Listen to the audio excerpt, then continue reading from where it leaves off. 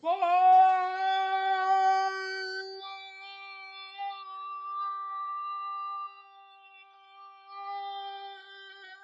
Gang!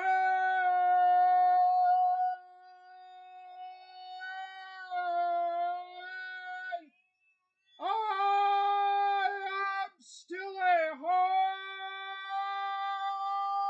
man! Let's go!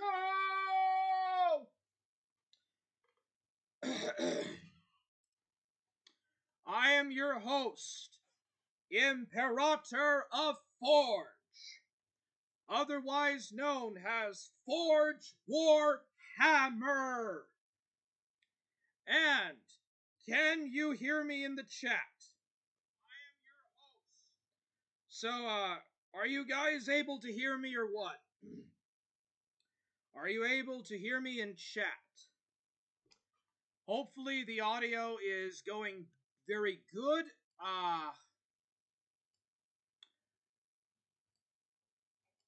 Yeah, hopefully the audio is going to be okay finally. So,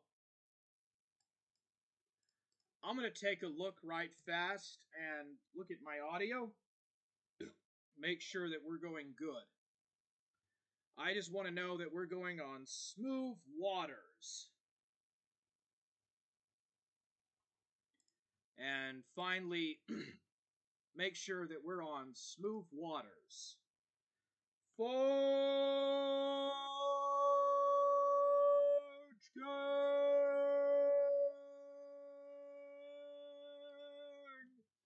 I'm still a hard man! Let's go!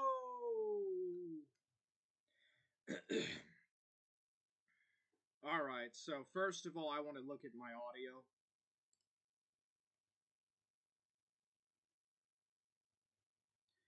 And make sure that it's going good.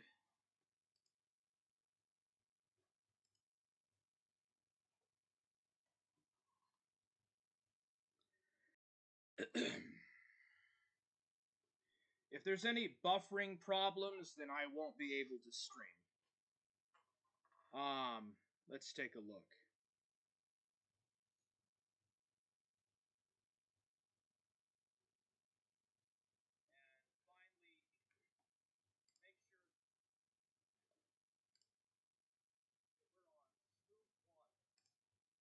Okay, I don't know why it's doing that on my OBS.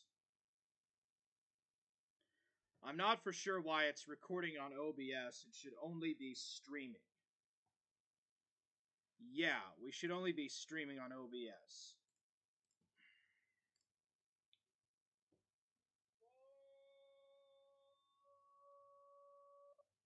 And make sure that it's going good.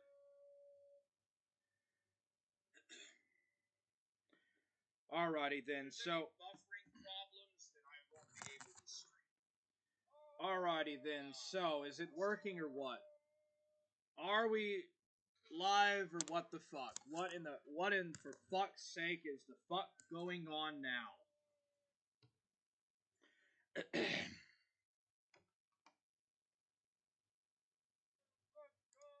don't know why it's doing that on my OBS. Alright, I'm not for sure why it's recording on OBS. It should only be streaming. Yeah, we should only be streaming on OBS.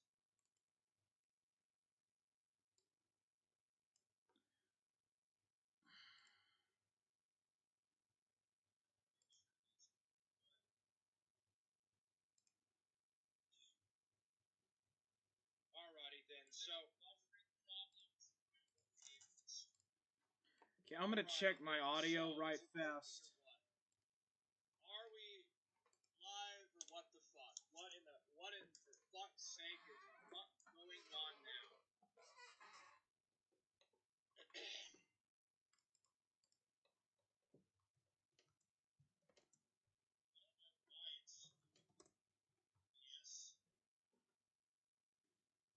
Alright, can you people in chat hear me or what?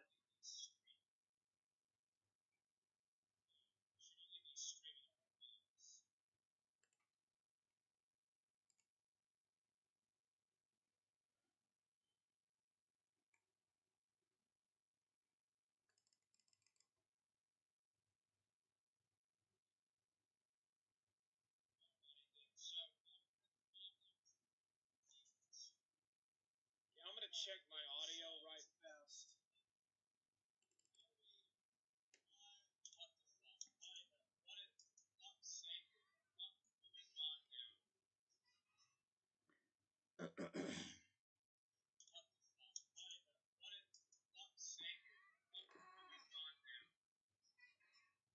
Anyways, I just want to check my audio settings.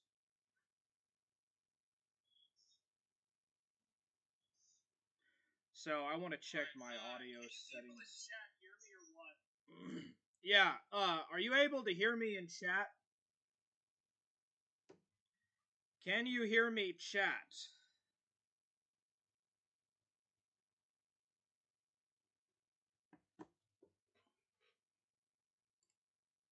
Alright. I'm just going to assume that you can hear me in chat, so we're going to go ahead and just go on with this and continue where we last left off.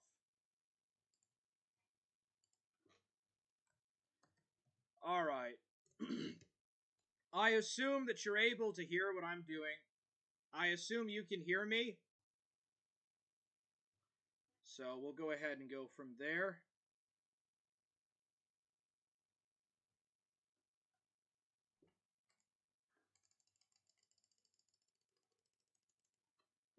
I am going to be doing, I'm your host, Imperator of Forge, and I am going to be doing ForgeWarHammer Reviews American Foreign Policy number 4. It will only be the first half. It's only going to be the first half, because it would be very long. It would be a very long stream to do. So, I'm going to do American Foreign Policy History number 4, Open Door, Great Repprochement, World War and Revolution, 1898 to 1923. I'm only going to be doing the first half of this, and then I'll do the latter half next week. So we got quite a lot to go over here. Hear what I'm doing. Let's see here. Turn the volume up. Make sure it's up at high. Looks like we have some buffering problems. So we'll go ahead and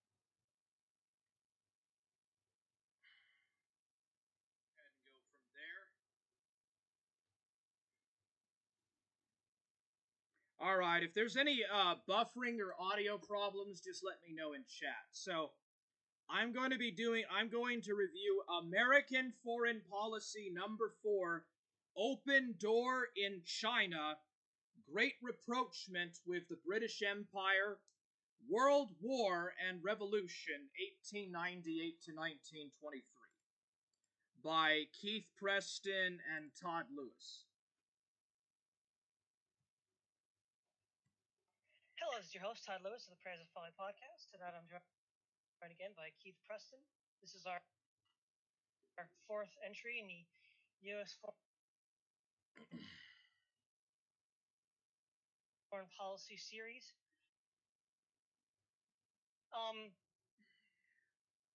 So tonight I wanted to begin with the discussion of the open door policy and how it ultimately led into U.S. tensions with Japan. Alright, so the open door policy was a policy that was pushed first by the British, and then later on in the 19th century, the Americans or the Yankees started pushing it. And what it was basically no colonial division or further annexation upon the Qing dynasty. So the Qing dynasty lasted from 1644 to 1912. And because of the Opium Wars, China was invaded by these various Western powers and later the Japanese and the Americans. and to try to ease tensions and escalations between the different colonial powers intervening in China, there is a push for an open door policy of free economic trade with the Europeans, Americans, and Japanese. And not everyone necessarily agreed on this open door policy, but anyways, that's the open door policy. No intrusion on China's national sovereignty. No further taking of colonial gains out of the Chinese state. And just basically an open, laissez-faire trade relationship in China. And of course, the Japanese did not like it. But anyways, that's the open door policy. Hello, this is your host, Todd Lewis of the Prayers of Folly podcast. Tonight I'm joined again by Keith Preston. This is our fourth entry in the U.S. foreign policy series. So tonight I wanted to begin with the discussion of the open door policy and how it ultimately led into U.S. tensions with Japan. So basically, open door policy wasn't even originally an American policy; it was British. Britain was the big advocate of free trade in the 19th century. The open door policy was calculated to benefit English merchants by making sure that the treaty ports, the coastal ports that Europeans were allowed to do business in, were open to all Europeans, not just to those few that could control them. Now, in the 1890s, in the late 19th century in general, Russia in the north, France in the south, and Japan, and to a lesser extent Germany, were encroaching into China economically. So, where their colonial empires would bang up against China, they'd start putting influence on them, on these local rulers, to then give them economic benefits. England was afraid that what that might lead to is they would then have concessions and block the British out. The British eventually sort of had a strange compromise with America. We'll get to that in a moment. They then decided, well, maybe they need their own zones of control to then make sure they don't get locked out of China. So what they do, but then the Americans get wind of it, and we sort of want to keep the open door going, even as England is beginning to move away from it, and with typical American moralizing of our imperialist conquest in the Philippines, quite ironic, the strange compromise with America. We'll get to that in a moment.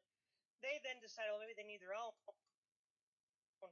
zones of control to then make sure they don't get locked out of China. So what they do, but then the Americans get wind of it, and we sort of want to keep the open door going, even as England is beginning to move away from it, and with typical American moralizing, condemning U.S. imperial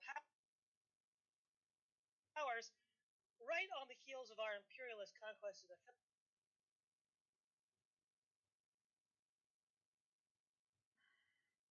Philippines, quite ironic, I suppose, telling them to play nice, and they added another thing, not just keeping China open to free trade,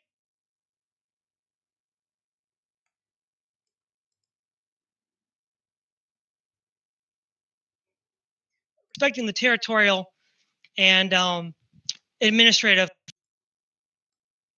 integrity of China. Now, we also gave a lot of mixed messages. All right, so at the end of the 19th century, up against China, they'd start putting. That's the 1800s. The Western European powers were intervening in the Qing dynasty.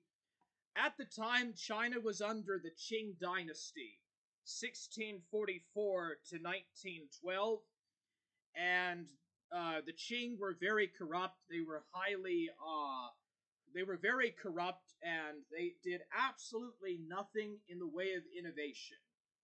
If you look at ancient China, you'll find that ancient China was very inventive and creative, but by the early modern period, China had lost all of its innovation, and so China fell prey to drugs and to money laundering and Christian missionaries, imperialists, free market people, bandits, just all sorts of things were running loose in China, and China was literally just ceasing to exist as a state.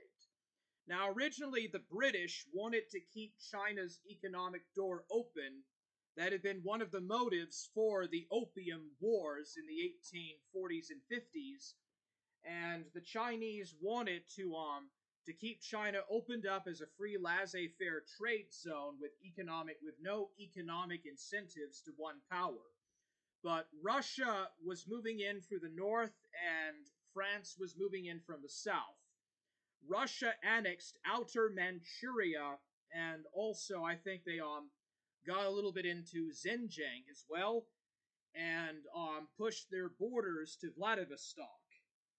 And the French had invaded and occupied all of Indochina. That's Vietnam and Laos today. The French had occupied Vietnam and annexed it as a colonial possession, and they also started as well to invade Kowloon. Shanghai was also opened up as a free trade economic zone, and several foreign powers and dignitaries opened up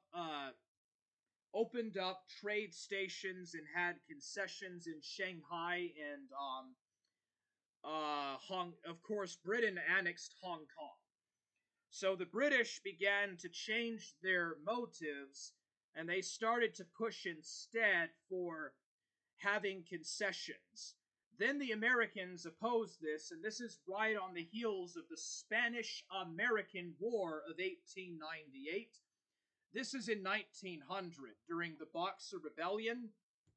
And so what they do, or what they start doing, is they start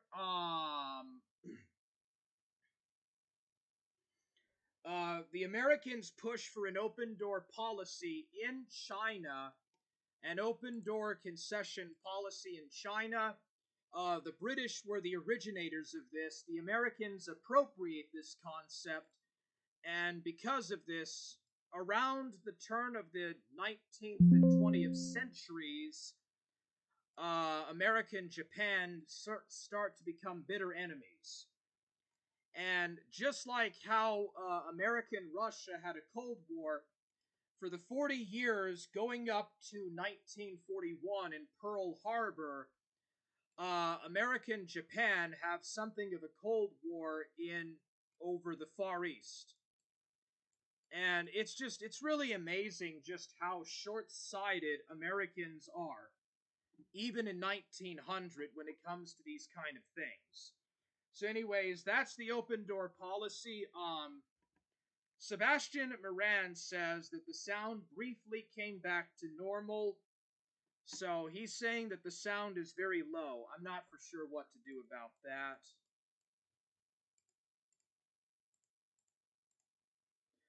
Okay, yeah, I'm not for sure what to do about the sound. Let's see here. Input voice, yeah, it's 1080p Pro Stream.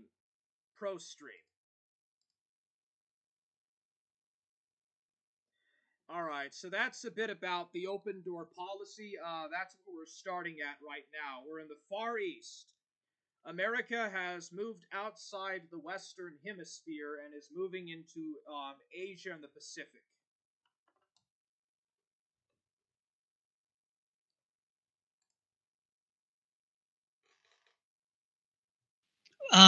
Influence on them, on these local rulers, to then give them economic benefits. England was afraid that what that might lead to is they would then have concessions and block the British out.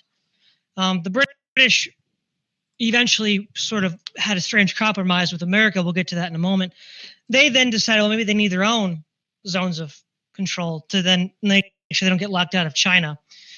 So what they do, but then the Americans get wind of it, and we sort of want to keep the open door going, even as England is beginning to move away from it. And with typical American moralizing, condemning U.S. imperial powers, right on the heels of our imperialist conquest of the Philippines, quite ironic, I suppose, telling them to play nice. And they added another thing, not just keeping China open to free trade, but respecting the territorial and administrative integrity of China. Now, we also gave a lot of mixed messages. We really never enforced the treaty, that policy. We thought that East Asia was sort of, why even bother knowing anything about East Asia? The Americans almost kind of prided themselves in ignorance of East Asian affairs. And China, as we know at the time, was divided between warlords and the central government. And there really was no government of China in the sense that anybody in the West would recognize a government of England or even some backward country like Spain or Serbia. And so the whole thing was very imprecisely worded and didn't really understand the situation that was going on in China at the time. Each of the great powers had interests that they thought they could best secure by one way or the other in China. And by sort of not even taking consideration about that, that put us in a bad way. A classic example of a breach of the open door policy was the Russo-Japanese War, where Russia and Japan fought for control of Korea and Manchuria. And the United States pretty much just accepted it as a fact and tried to mediate the peace under Teddy Roosevelt. I think he got the Nobel Peace Prize for that, for mediating the peace between Japan and Russia. But due to the fact that Americans were largely ignorant of East Asia, that Americans really never wanted to commit any force against anybody that broke the open door policy, it was kind of selective. So whenever the great powers would be asked, do you support this initiative? I mean, nobody's going to say no. It looks really bad. But they have all these provisions and provisos, some of which are self-serving, some of which, of course, were contingent upon the unique situation in China. And when when the diplomats would come back, they would just tell the American people, oh yeah, it's a great success, without telling them at all about the lukewarm, tepid support from the other great powers, creating a false understanding of how successful we were foreign affairs. And of course, at the end of the day, the open door policy was mostly a weapon to use against Japan. We never really enforced it against England or France, who encroached upon China. We didn't even really use it against Russia that much. And of course, Russia had great territorial ambitions against China throughout much of the 19th and early 20th centuries. The only nation that really irked our ire when it came to China was Japan.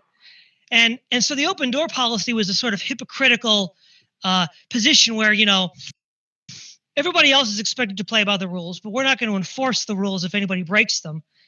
And so we'll just it's all on you guys and nothing's on us. And of course, Japan not unreasonably began to see a trend in U.S. policy from the beginning of the 20th century up until 1941, where through all of these efforts, they came to the point where they realized, well, it's just, we just can't reasonably deal with the Americans in this sphere of influence. And in his lectures on American diplomacy, titled American Diplomacy, George Kennan says that at no point between 1900 and 1941 did the Americans ever seriously attempt to understand the Japanese position in Asia and try to come to some amicable middle ground. It was always devil take the hindmost. And he argues in this lecture series that if we had done that, he can't guarantee Japan would have attacked Pearl Harbor, but he argues that it probably couldn't have been worse than it actually was. It would have likely been a good deal better. And I think Kennan is absolutely correct on this point, is that the open door policy was really only used against Japan. Now, for whatever reasons, we had an agenda against Japan, even though Russia or in England were just as aggressive in dismembering and gaining control of Chinese assets as Japan was.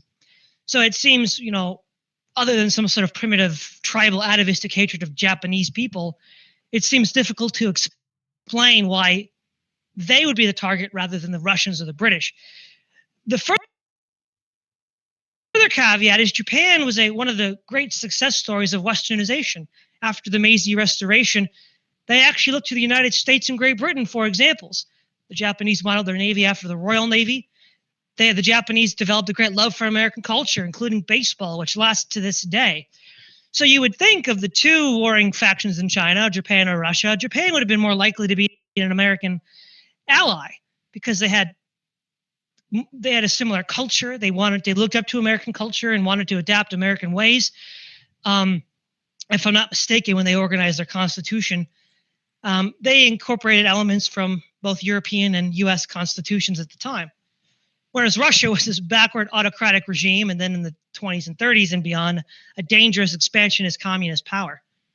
So to wrap up the open door policy, it was ill-conceived, ill-defined, governed more by a kind of uniquely American moralizing rather than sober, hard-headed realpolitik, and was selectively enforced against Japan. So what are your thoughts on that, Keith? Well, I think it's possible to explain the roots of the conflict between the United States and Japan precisely by referring to the series of events that you just described. The reason that the United States had such enmity with Japan during the 19th century and leading into the 20th century has to do with precisely what you've been talking about, and that is the fact that Japan was trying to develop itself as a nation, and that Japan was in the process of actually becoming westernized. During the 19th century, both Japan and China were extraordinarily backward and underdeveloped societies. The difference between the two, however, is that the elite within Japan made a conscious effort to recognize how underdeveloped they actually were and to try to turn that around. And they did that in large part by emulating England and the United States and Europe. They wanted Japan to become a modern industrial state like what was developing in the West at the time. The Chinese did not. The Chinese were extraordinarily xenophobic. Even during the time that they finally allowed Western traders to engage in business with China, they would actually expect the Western trade ships to conduct their business from the ship. I mean, they would allow Western trade ships to dock in Chinese seaports, like in Shanghai and places like that, but they wouldn't even let Western merchants come off the boat in some instances, or if they did, they had to stay right there within the port area. Westerners were not allowed to venture into China because China was that afraid of cultural contamination from the West. So that is probably one of the primary reasons that China remained as backward as it was well into the 20th century, well into the era of Mao. In fact, just recently, a friend of mine was telling me about having traveled in China in the 1980s, and even as recently as the 1980s in some of these major Chinese cities like Beijing and Shanghai, you didn't see buildings more than a few stories high. So Chinese xenophobia has always been a problem as far as any kind of internal development, economic and cultural and social development. Now, the Japanese took exactly the opposite approach beginning in the 19th century.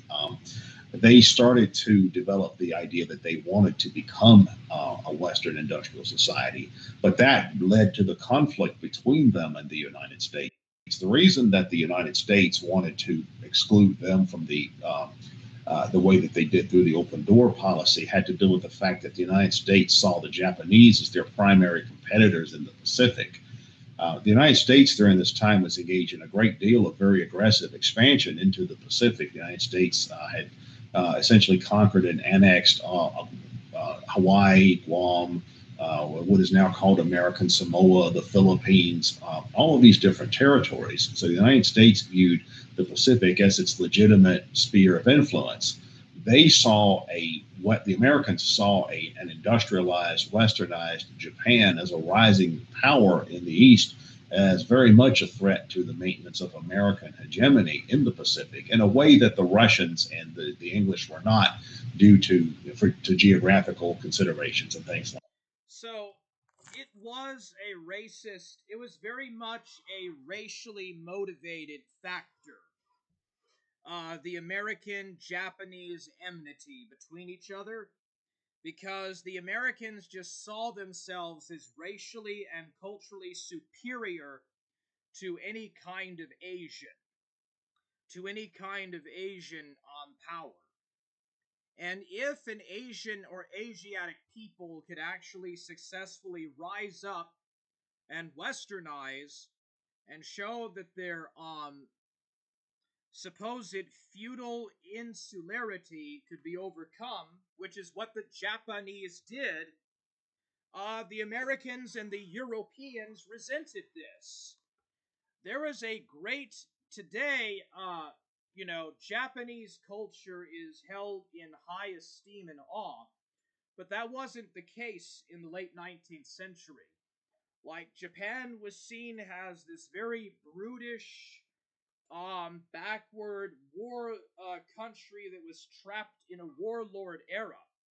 And even as late as World War II, as late as the Second World War, after all the modernization and parliamentary reforms, the Japanese were still seen as a bunch of backward warlords that had stolen Western technology, American technology, and used it for their own aims and gains, which was basically like Genghis Khan or something of that nature.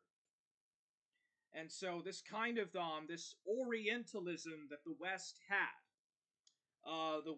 had this very kind of view of this Orientalistic view about Asians and about Asiatic culture. So, anyways, um, Americans literally were proud about their lack of understanding about affairs in the Far East.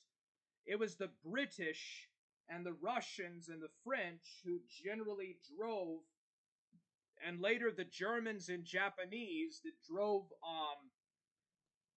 the affairs in the Far East forward as the colonial powers of that age. The Americans were there. There was a small American military and diplomatic detachment in Beiping and Shanghai, but that was about it. It was extremely small scale, and America did not really tend to get too much involved in these things.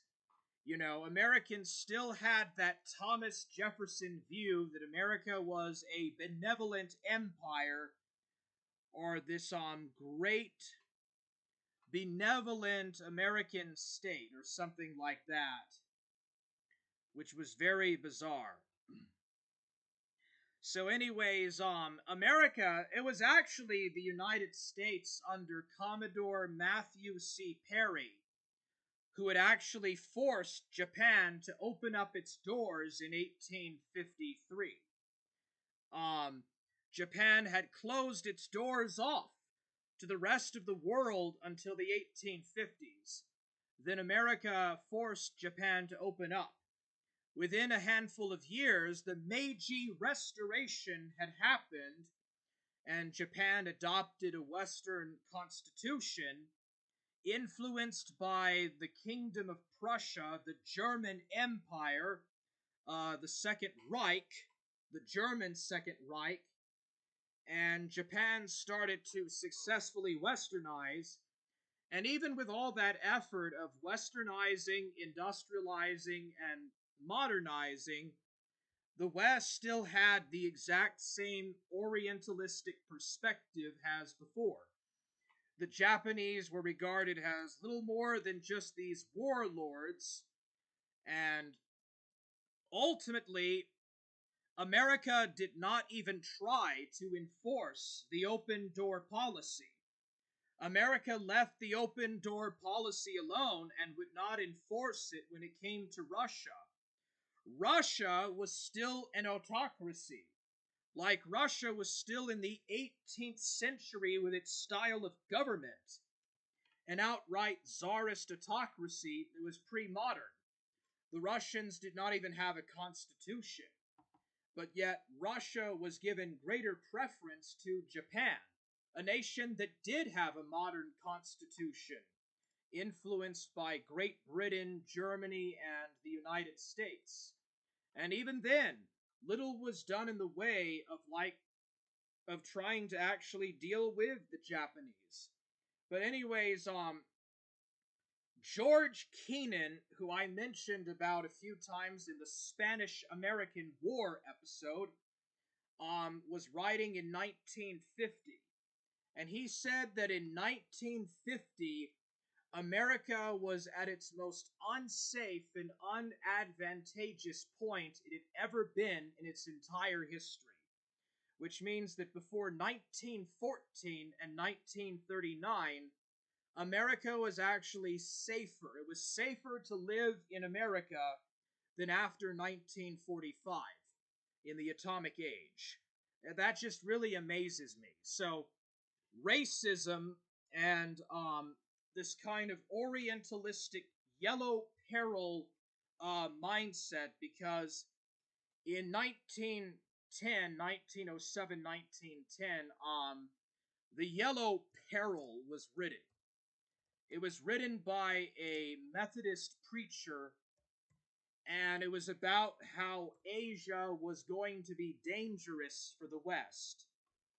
Um, so the yellow peril was written by a Methodist preacher, and it basically talked about these kind of archaic stereotypes about how Asians were going to be the ruin of the West. And so there was a lot of racism and a lot of very outdated concepts. I had talked about social Darwinism and about the rise of kind of this new model racism that developed in the late 19th century because of Charles Darwin's scientific theories. I had talked a little bit about that.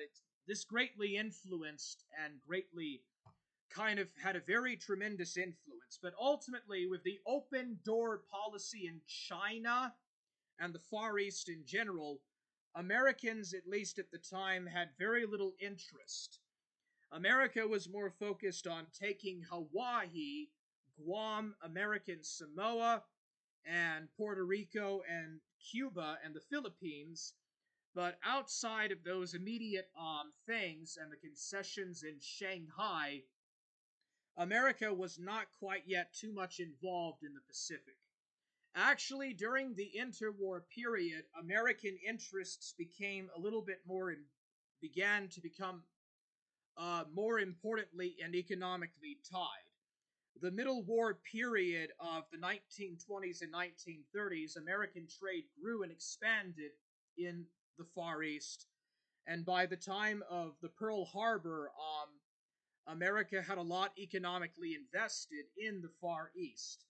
But at the start of the century, it was not quite as big yet. But we'll get to that later. So the bottom line is that with the Pacific War, 1941 to 1945, the Americans treated the Japanese very badly. The Japanese were always derided, kind of attacked and assaulted, insulted, and offended many times by the Americans. And at first, it worked. At first, it kind of worked when the Japanese were still pro-Western, but later on, the Japanese began to take it with a grain of salt and just ignored America's visceral propaganda against them. And it's just incredible, especially when considering just how very well-mannered and very advanced and developed the Japanese were even before they were opened up, even before the Meiji Restoration. The Chinese had one of the most ancient and advanced civilizations on the face of the earth for thousands of years. And yet, the Chinese took an opposite direction. And unfortunately, it didn't work very well for them. While it might have worked in, say, 1400, by 1850, it went for the worst. China was forced open, and it was dealing with peasant rebellions and warlords and just all of these wars, invasions, occupations, civil wars, and civil infighting and warlordism kept China from developing. And even as late as the 1980s, you had people going to China, the People's Republic of China, and actually talked about the lack of modern infrastructure. There was only like a few stories buildings in like Beijing in the 1980s. So you look at what China has done now, it's really incredible. But for the longest time, China, because of its own extreme xenophobia to the foreign devils and the resistance against the intrusion of the foreign devils and the racism on the part of the West,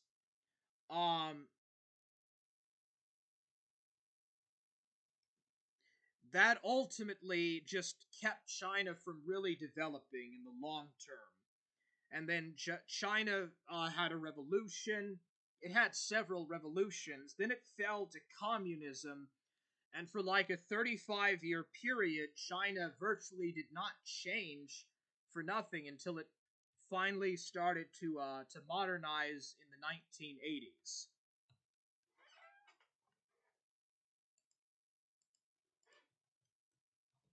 But a problem as far as any kind of internal development, economic and cultural and social development. Now, the Japanese took exactly the opposite approach beginning in the 19th century. They started to do anything. Ill-defined, governed more by a kind of uniquely American moralizing rather than sober, hard-headed realpolitik. Oh yeah, this is also that Puritan, that very strongly Puritan Calvinist minded high-mindedness. Like again, all throughout America's history was this Protestant high-minded Puritan thinking of like America is better than everyone, even the Europeans, but especially the Asians.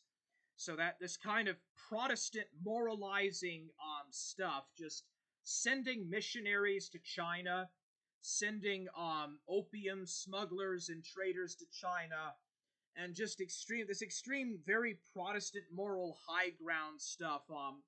This had a very strong influence on American foreign policy, even in the 20th century. Uh, Even today, really. But together with the racism, together with the racial aspects, it just basically the Americans saw the Chinese and Japanese as brutes, when in fact Japan could have been a very good American ally, which is what it did become in the post-war world. But even back then, Japan and the United States could have been allies. They could have built up a successful barrier against communism in the Far East. So again, here is another example in American and British foreign policy where you could have had an extremely reliable and good ally, that being the Empire of Japan, to be a bulwark against communism, and instead, we miss the opportunity again. We treat the Japanese like dogs, like absolute vermin, and we treat them as just these lesser and not so valuable allies in World War One, and then we boot them out of every economic general conference in the interwar period. Then we fight them in World War Two. We push this. There wasn't really Japanese aggression. Instead, it was a reaction to American moralizing on Protestantism and American xenophobia towards Asians. It's really that simple. Anyways, in 1904 to 1905, there's the Russo-Japanese War, and the Russians and the Japanese have a war over Korea, the Japanese largely win out, and Theodore Roosevelt, President Teddy Roosevelt, has the Treaty of Portsmouth between the Russians and the Japanese. That happens, and also by 1911, the Qing dynasty is overthrown in a revolution. And one of the things that the Chinese do is Dr. Sun Yat-sen adopts a constitution directly influenced by the United States. But because of this lack of forward thinking, instead, by 1949, China's communist. So we could have very easily not had a war with Japan. We could have easily not had China become communist. Yet because of Protestant high moralizing thinking and just very stupid and poor judgment on the part of the Americans, both of those things happened exactly the way they did.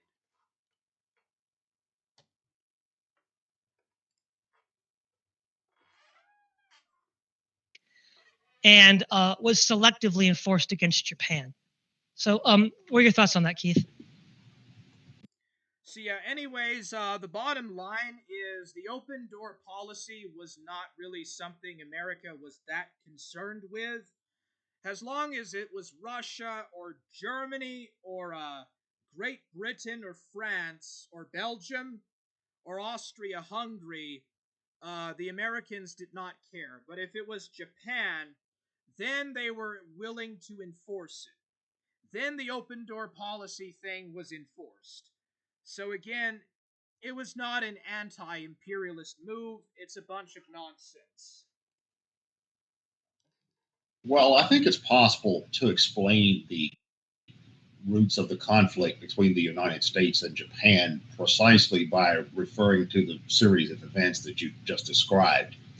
The reason that the United States had such enmity with Japan during the 19th century and leading into the 20th century has to do with precisely what you've been talking about, and that is the fact that Japan was trying to develop itself as a nation, and that Japan was in the process of actually becoming westernized. During the 19th century, both Japan and China were extraordinarily backward and underdeveloped societies.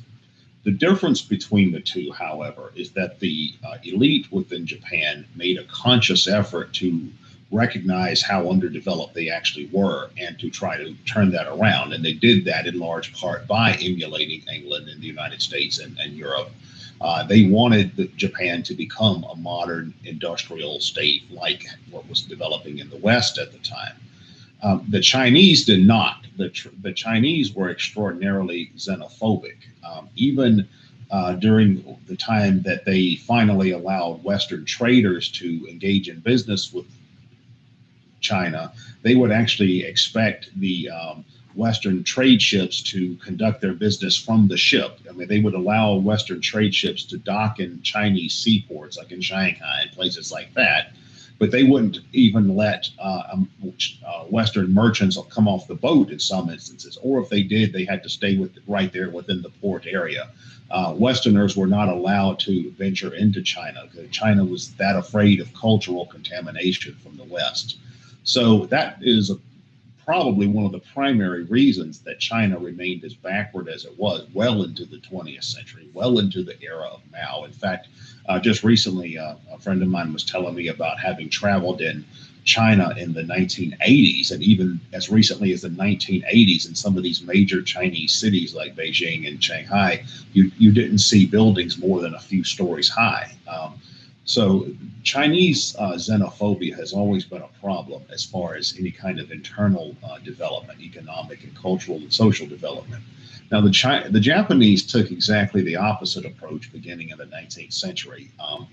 They started to develop the idea that they wanted to become a Western industrial society, but that led to the conflict between them and the United States. The reason that the United States wanted to exclude them from the way that they did through the open door policy had to do with the fact that the United States saw the Japanese as their primary competitors in the Pacific. The United States during this time was engaged in a great deal of very aggressive expansion into the Pacific. The United States had essentially conquered and annexed Hawaii, Guam, what is now called American Samoa, the Philippines, all of these different territories. So the United States viewed the Pacific as its legitimate sphere of influence. They saw what the Americans saw an industrialized, westernized Japan as a rising power in the East, as very much a threat to the maintenance of American hegemony in the Pacific in a way that the Russians and the English were not, due to geographical considerations and things like that. I mean, first, the Russians, as you said, were extraordinarily backward as well during this time. The British weren't, obviously, but there's a bit of a geographical barrier to the exercise of a successful British imperialism in the Pacific in a way that there wasn't with the Japanese. So the Americans were afraid of the rise of the Japanese as a dominant power in East Asia, and that is the real source of the enmity between the Americans and the Japanese, in spite of the fact that the Japanese were so enamored of American culture and politics and technology and all these kinds of things. Yes, and what's interesting is this gets also to the principle of blowback, because when in 1858 Commodore Perry, among one of many Western admirals that went to Asia to intimidate Japan to open up, which was in its own isolation as a xenophobic stage, we are in fact directly responsible for that change in Japanese values that we then later came to regret. So the very actions of Commodore Perry, who of course was famous for his service in the Civil War and the Spanish War, in part is what led Japan on this new directive. One of the things that Kennan also points out in his lecture series is that it wasn't that nobody was unaware of the consequences of eliminating Japan as a great power.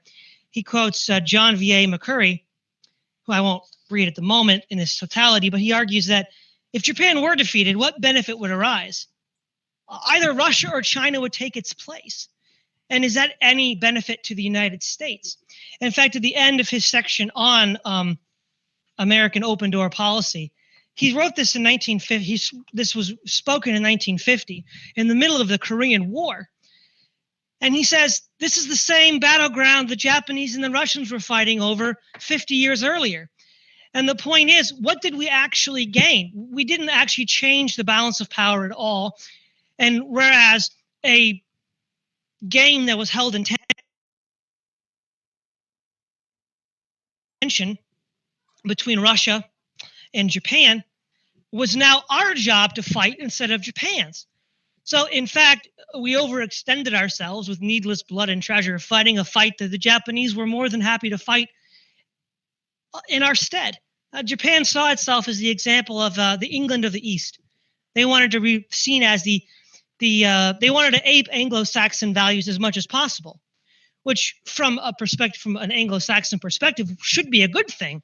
And from the English perspective was, because the English did sign a treaty with Japan in 1902, and it lasted for about 20 years. It was finally dissolved in 1923 due to pressure from the United States, which of course led to disastrous consequences for England in World War II when the Japanese conquered many of their. So yeah, this backdrop to Pearl Harbor in December of 1941, this could have been avoided. There was many times in the early 1900s that this could have easily been avoided. Japan could have been a very reliable ally in the war against communism. Instead, we fought a very totalitarian war with the Japanese, bombed their cities and everything into oblivion in a total war, just like we did with Germany and Italy. Then we demilitarized them, and these countries, Germany, Italy, Japan, Turkey, Austria, they would have been good allies in helping us to fight the communists. And instead, what do? Like typical American, Anglo-American, high-minded Protestants and Calvinists, we destroy these countries in total war. Then we let the communists in their place come into power and become a world power. We facilitate the Soviet Union with weapons, in the Lend-Lease program and everything, and we turn the Soviets into the second superpower of the world, and then by that, they create the People's Republic of China. And look at the results of that. Japan would have been a great ally with us in Korea and Vietnam. And the Japanese would have been even more ferocious than we ever were against the Koreans or the Vietnamese, communists. But because we do that, because the American Protestant mindset is what it is, low grunt and white trash redneck hick hillbillies, we get our asses kicked in Korea and Vietnam. To this day, North Korea is still communist. It has the exact same regime that was in power in the Korean War. Complete waste of American lives for nothing. And Vietnam, completely communist, under the regime that we were trying to fight for 20 years in Vietnam. And the South was still invaded. The Christians there were either kicked out or persecuted, and Vietnam is now a communist society. And even though Vietnam and America are starting to warm up in relations, we still lost that. And all of this because of some kind of racist, white supremacist, Protestant, high-minded mentality. Well, I'm not surprised that America lost Vietnam because of that mentality. It doesn't work every single time. It might have worked in the Pacific War, but it sure did not work in Vietnam. The different set of values and culture was simply too different. Okay? Because the Koreans back then and the Vietnamese and the Chinese were not going to adopt and take on American values like that, whereas the Japanese did after the Meiji Restoration in 1867. The Japanese, even today, American baseball is very popular. British football is very popular in Japan. The Japanese had a constitution, something that even Russia did not have. Russia did not have a constitution, and Japan did. Yet I think that Teddy Roosevelt was more friendlier to the Tsar than he was to the Meiji Emperor, to the Emperor Meiji. And it was because of this racist attitude and racist white supremacist outlook and extreme Protestant moralizing outlook that we treated the Japanese like this. And the Japanese finally fought back and, in true samurai spirit, resisted. And they would have been anti-communist allies. They would have been very good anti-communist allies. So anyways, George Kennan, I guess, talked about these fatal mistakes in World War I and World War II when he was writing very early in the Cold War era of the 1950s. And he was one of the first major people to really talk about and discuss these fatalistic mistakes that the American Protestant Anglo-American establishment did. And so what we ultimately did is we made the Russians and the Chinese communist turn them into great and very formidable powers, because there's no way that we're going to send our soldiers to invade China or Russia. It's too big. The territory is way too large. We saw how Napoleon and the Germans did with that. It would be the same kind of mistake trying to invade those countries. Here we have the Germans and the Japanese, who'd have been very much willing to waste their treasure, waste their men and soldiers, fighting the Cold War for us. We wouldn't have had to have done it. The Cold War was something that could have been very easily avoided. Okay, the Pacific War could have been easily avoided if we had gone into China during the warlord era and actually tried to stop the communists at their inception, instead of first waiting and doing nothing and letting Mao Zedong come to power in 1949, and then actually trying to do something in Korea. Okay, do you finally realize how absolutely silly British and American foreign diplomacy and policy actually is? This kind of just absolute pathetic, silly high-mindedness of these early, basically would amounted to early evangelicals. Okay, Southern Israelite is a good example of this, and as far as I'm concerned, I want to catch Southern Israelite, and I want to send him to North Korea. Okay, they don't like evangelicals, so let's send Southern Israelite to North Korea. Just ship Southern Israelite to North Korea, and he can have his ethno-state dream. Okay, finally, it might not be what he expected, but he'll get, I'm getting off track, but anyways, Japanese have football, British football, they got American baseball, very popular, all sorts of American cultural tropes. The Japanese readily embraced and accepted American culture as their own. And the Americans did not like them, saw them as basically inferior, treated them like absolute garbage. And then Americans have the nerve to wonder why Pearl Harbor happened in the first place. And also America was doing the same thing that the Japanese were doing.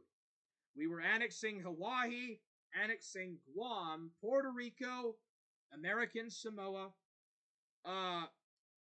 So I mean, were the Japanese imperialists? I mean, because we were doing the same thing that they were at the same time. And also, all of this was exactly because an American Commodore Matthew C. Perry opened Japan in 1854. Commodore Matthew C. Perry forced the Japanese open. The Japanese did not want to even trade with the outside world. They had closed their country down for 250 years. And then Commodore Matthew C. Perry forced them open. So the entire thing about the Japanese bombing Pearl Harbor, all of that was because of America opening Japan in 1854 in the first place. All of this was nothing more than just very bad and faulty American Protestant short-sightedness. It could have all been avoided in the first place by just leaving Japan be.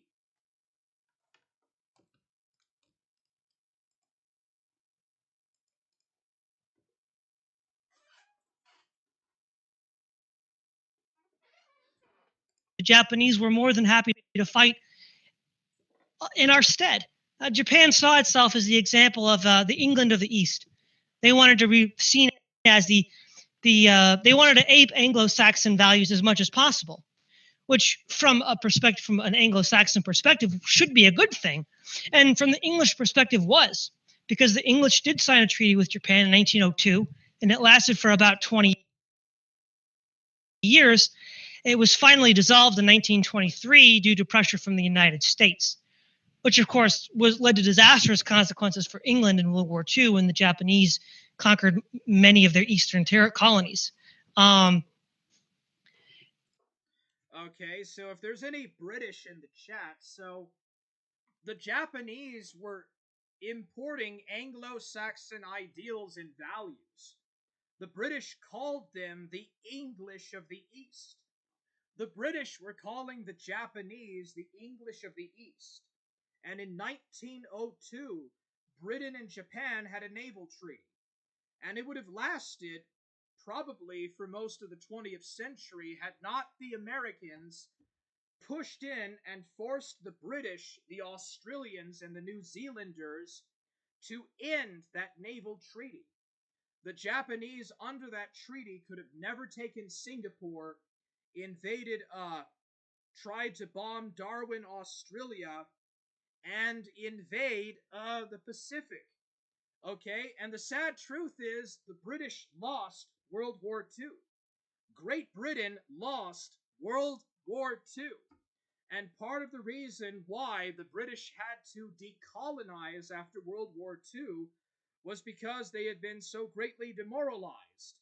They were so busy fighting the Germans, they couldn't even station enough troops or soldiers, even from India, to actually prevent the Japanese from taking Singapore. And the other Asians, they saw this. They saw the British lose to the Japanese, and they realized that the English were not superior. So that drove directly to decolonization.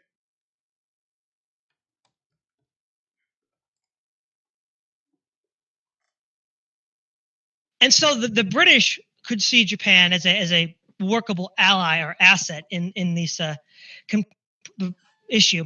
The other problem is it cannot be stressed enough that China as a political entity did not exist at really any point between 1890 and 1950. As a political entity, China, prior to the revolution of 1911, was a ramshackle autocratic kingdom stuck in the Middle Ages, where it had warlord armies that were equipped with Western technology and weapons that were often more powerful than the emperor himself. Part of that goes back to the putting down of the Taiping Rebellion in the 1860s, when powerful generals were trained by British and French forces to put down the rebellion, and then they turned against the central government they were serving. And much of China was just anarchy. I mean, China was in a state of anarchy. And when the nationalists take over in 1911 and beyond with Sun Yat-sen and Chiang Kai-shek, again, it's basically anarchy. And one of the great concerns of Japan with China was actually more incidental to Japanese policy than Russia was. Russia was the main threat, both czarist and communist. But they were afraid that the Chinese instability could be exploited to undermine their presence in the East. Not an unwarranted assumption, as we see in the 1930s, the Soviets were actively collaborating to bring China in against Japan. So that was one of the issues at stake here. But the Americans gunning for Japan, there was a secret Politburo meeting that Lenin spoke at, where he said that the American industrialist Vanderlip, who had wanted a concession in Kamchatka, which at that point was run by Japan, it was in 1920, Lenin went ahead and gave him the concession because it wasn't his to give in the first place, and it later reneged on it when he took over Kamchatka. But he said that Vanderlip threatened him by saying that there will be a war with Japan in the future, and you want to be on the right side of that conflict. And I'm thinking to myself, Japan was your ally in World War I not 2 years ago. And now you're behind the scenes threatening other nations to get on your side of a war against Japan. It shows you how deep-seated this enmity was, and really not how unprincipled it was. You would ally with gangsters like Lenin against. In 1920, Japan was still a pretty moderate, liberal Western society, and to side with a gangster like Lenin against Japan and their long-term strategic goals really shows you not only how short-sighted, but how unprincipled this whole policy was. Yeah, well, this may be getting a little ahead of the discussion, but as far as what you were saying about Kennan's observations about what the consequences of the defeat of Japan in World War II was, Americans have this idea that World War II was this noble crusade for democracy against fascism, and that's still how it's portrayed even today, and that's how it was portrayed back then. But the war between the Western liberal democracies, mostly the United States, France, and England, against the Axis alliance, was really just sort of a sideshow in that particular war. I mean, the real essence, ideological conflict in World War II was between fascism and communism. That's where the real fighting was done. Not only in Eastern Europe between the Soviet Union and Nazi Germany, but also in East Asia between Imperial Japan and between the various resistance forces in Asia itself, which were led by communists for the most part. If we want to know where Kim Il Sung came from, he was a guerrilla fighter against the Japanese occupation of Korea during World War II. Mao was a leader of the Chinese resistance to the Japanese invasion during the Second World War, well before that, and so was Ho Chi Minh in Vietnam and into China. So the consequence of the defeat of Imperial Japan in World War II was that much of the Asian continent fell under the leadership of communism. Without Japan as a bulwark against that, there was really no stopping the wave of communist revolutions that happened immediately after the war in North Vietnam and China and in North Korea. And in fact, if the United States had not intervened in Korea in the early 1950s, the entire Korean peninsula today would be under the rule of the Kim family.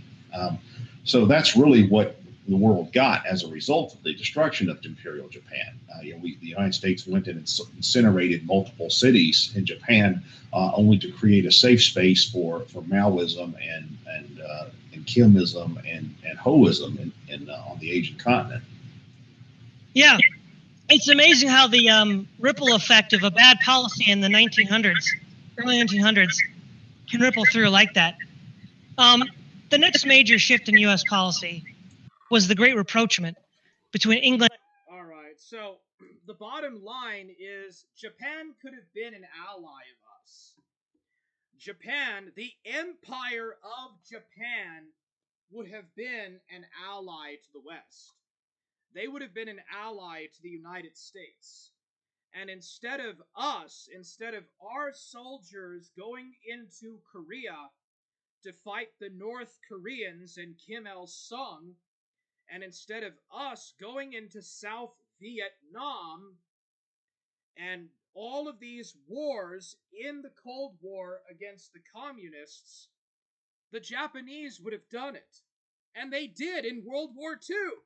The Japanese were fighting the same guys that we would later fight in the Cold War. Okay?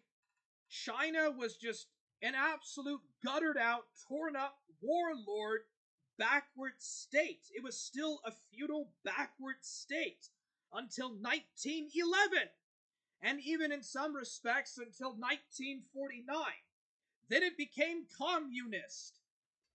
And the Japanese were not trying to aggressively invade China.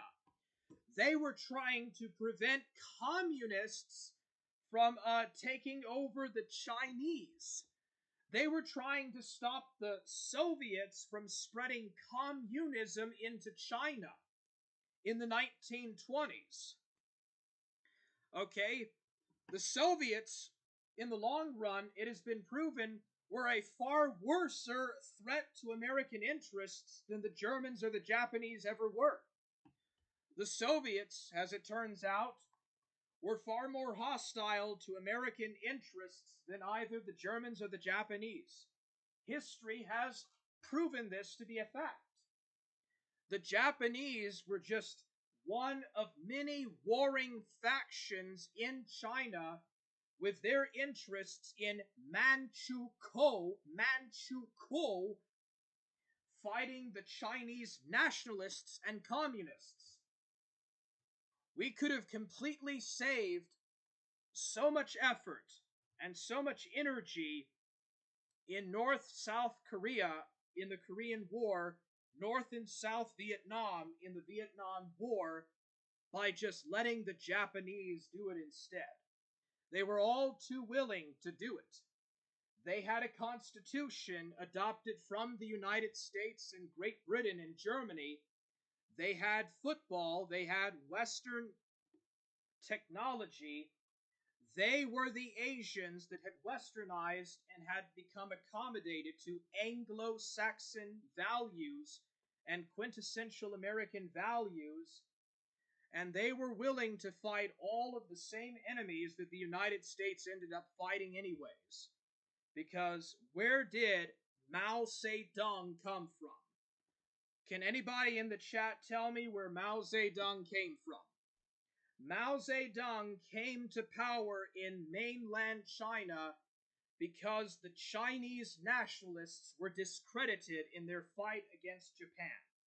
The Chinese nationalists had suffered a bunch of defeats and millions of lives fighting the Japanese, whereas the Chinese communist guerrillas, the Chinese communist Red Army, won a lot of victories and never lost a single battle to the Japanese. And they had won the hearts and minds of the Chinese peasantry. Mao Zedong came into power as an anti-Japanese national hero to China. Jim Kim, the North Korean leader, became popular because he was fighting the Japanese in Korea. And then later he fought the Americans in the Korean War. Ho Chi Minh became popular because he resisted the Japanese. Had Japan not been defeated in World War II, would there have ever even been Maoism, Hoism, Jimism, or Kimism, or what's the North Korean ideology called? Juche? What is it? The Juche? All of these different nationalist, patriotic, communist, people's revolutionary, proletarian revolutionary movements, they would have been snuffed out by the Japanese over the course of many decades of the Japanese staying in Asia. And they would have been absolutely ruthless towards these communists in ways that the Americans just simply weren't going to do it. That's why America lost the Vietnam War, because we were not willing to do the sort of things the Japanese did. Not that I approve that or that I support that, but I'm just telling you straight, dead on facts. We made a very crude mistake. We made a very bad mistake that is still shaping geopolitics in the Far East. And ultimately, Japan is going to just realign itself with China, and the Asians are going to create a solid economic bloc with an alternative currency to the US dollar anyways. So, that's kind of the same thing that the East Asia co-prosperity sphere and the greater Japanese empire was doing anyways. So, does it make little difference in the long run? Okay, Protestant moral high ground stuff doesn't mean nothing. It just does not mean anything. All of these different communist leaders in the Cold War, they had their origins fighting the Japanese. The Japanese were concerned about the threat posed by the Soviet Union and by Soviet expansion into Manchuria, Mongolia, China, and Korea. And the Japanese could not understand why the British or the Americans could fail or be so short-sighted in that period in regards to Soviet imperialism in China. And that short-sightedness is why these different communist guerrilla factions got into power and set these countries up in the first place. And, of course, that's also why we lost the Vietnam War and almost lost the Korean War. And had not America intervened in Korea, the entire Korean peninsula would have been under the control of the Kim family. All of the entire Korean peninsula would be North Korea. There would not be a North Korea. There would be a communist Korea over the entire Korean peninsula.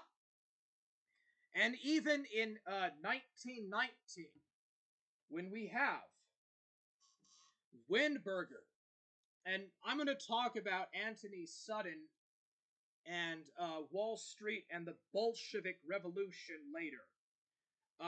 The Americans were trying to open up concessions in the Russian Far East. Not so much because of the Bolshevik menace, oh no, but because they were afraid the Japanese were going to get it. A lot of the white armies were collaborating with the Japanese in the Far East, and the Americans were concerned that the Japanese might actually invade Kamchatka.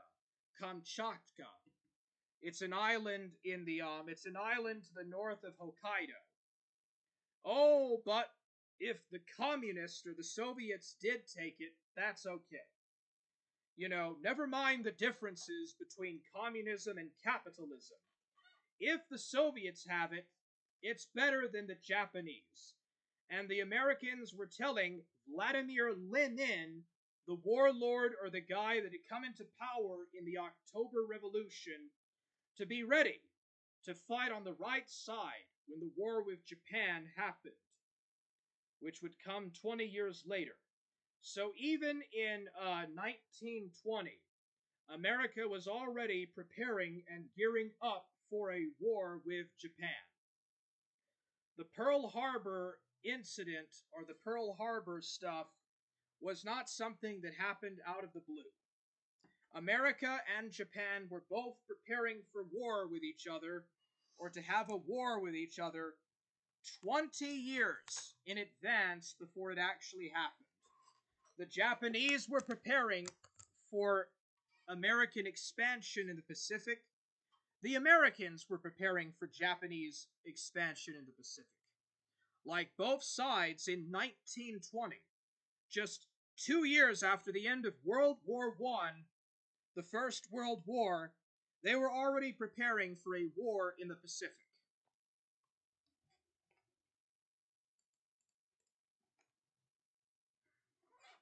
Western liberal democracies, mostly the United States, France, and England, against the Axis alliance, was really just sort of a sideshow.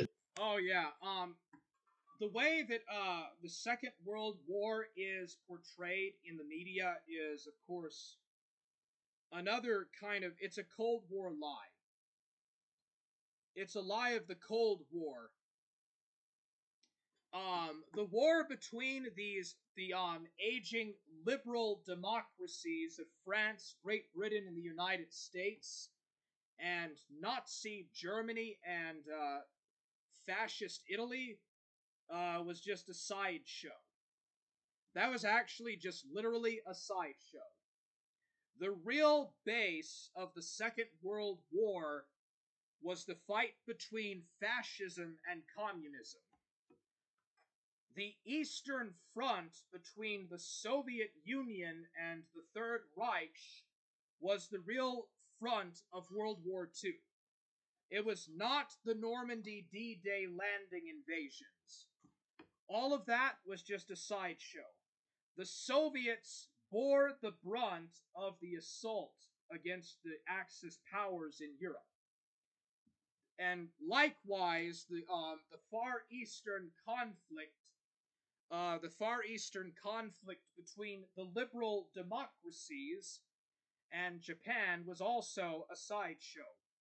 The real base of the conflict against the Japanese were the Asian communist guerrilla fighters Ho Chi Minh, Mao Zedong, and Kim Jong-il, or Kim Jong.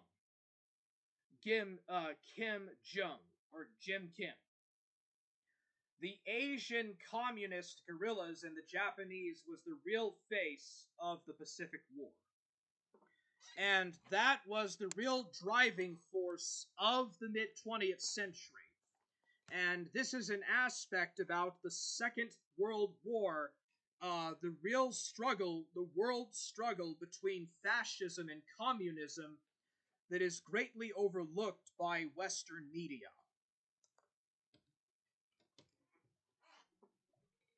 That particular war. I mean, the real essence, ideological conflict in World War II was between fascism and communism. That's where the real fighting was done. Not only in Eastern Europe between the Soviet Union and Nazi Germany, but also in East Asia between Imperial Japan and between the various resistance forces in Asia itself, which were led by communists for the most part. If we want to know where Kim Il Sung came from, he was a guerrilla fighter against the Japanese occupation of Korea during World War II.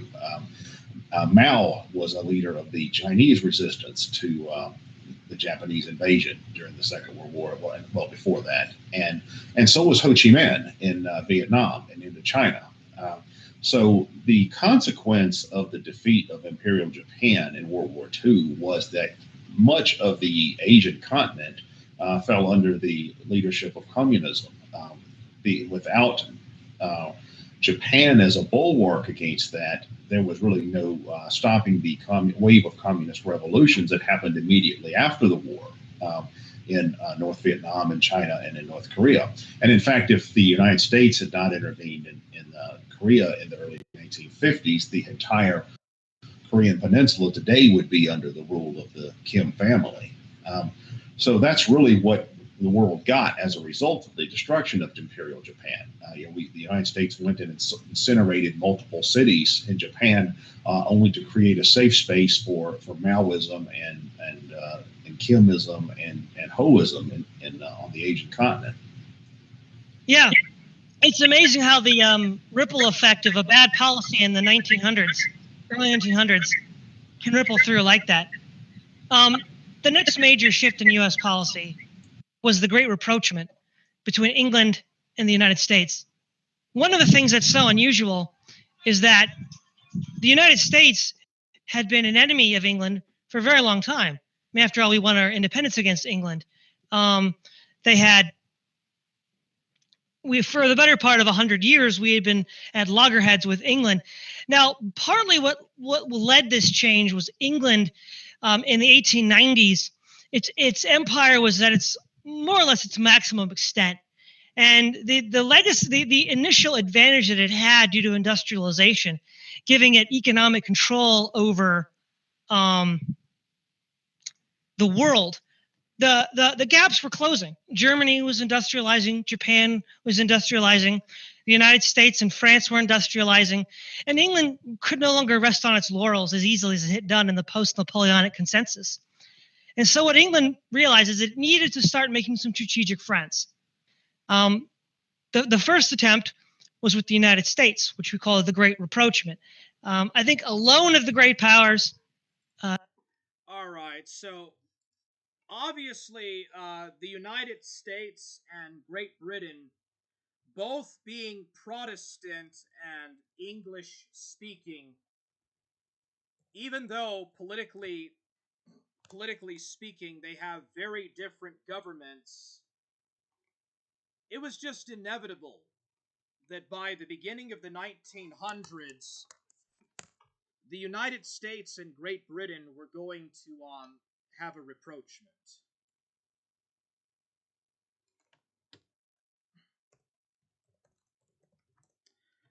This is very important and significant in regards to the root of America's entry into World War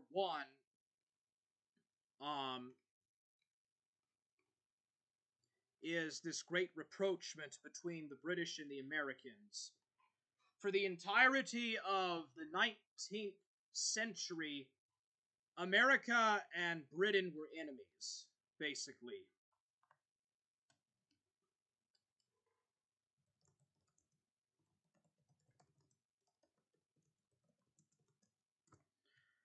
Especially during the War of 1812, the Civil War.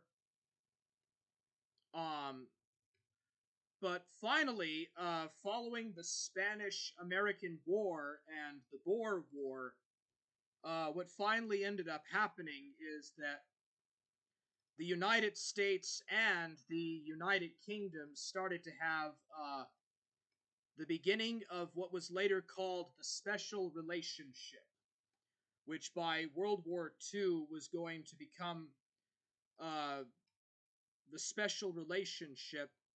Uh, this started initially with the Atlantic Charter, but before that, we have the Great Repprochement. So, this is the Great Repproachment. Uncle Sam embraces John Bull, and Britannia and Columbia hold hands and sit together in the background in a promotional poster for the United States and Great Britain Industrial Exposition, 1898. The Great Rapprochement was the convergence of diplomatic, political, military, and economic objectives of the United States and Great Britain from 1895 to 1915, the 2 decades before American entry into World War I, as an ally against Germany. In the Venezuelan crisis of 1895, President Grover Cleveland, a Democrat, escalated a boundary dispute in South America into an angry confrontation with Britain. This was in 1895, when British and American relations were still cold. For much of the 19th century, America and Great Britain were kind of in this Cold War almost. Relations were calmed under President William McKinley. Teddy Roosevelt, the Republican president, Theodore Roosevelt, the Republican president, 1901 to 1909, played a central role through his close contacts with British intellectuals and politicians, and in his diplomatic work regarding the Panama Canal in 1901 and the Alaska boundary dispute of 1903. In 1914 to 1917, he was the leading proponent of American entering into the Great War on the side of Great Britain. The convergence was noted by statesmen and scholars of the time, but the term Great Rapprochement may have been coined by American historian Bradford Perkins in his 1968 study of the period. The Great Rapprochement, England and the United States.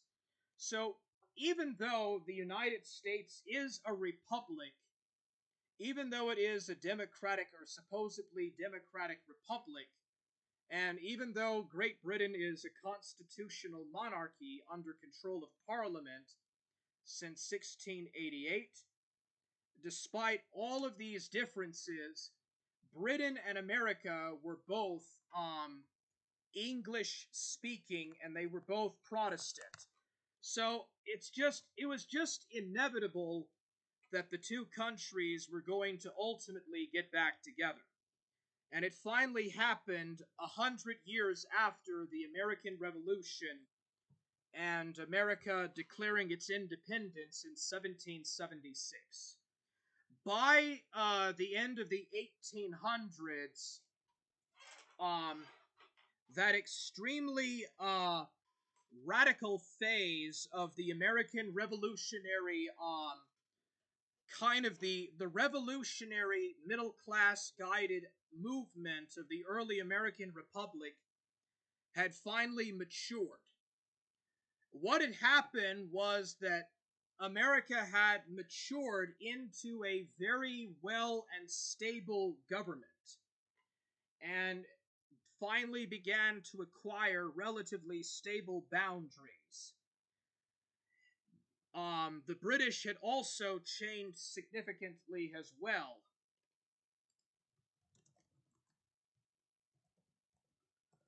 But there was this thing by Nisby or Bebsy, which I wanted to find. It was called the Chinese-German-American Alliance. I kind of wanted to, that's it, Jabsy, that's his name.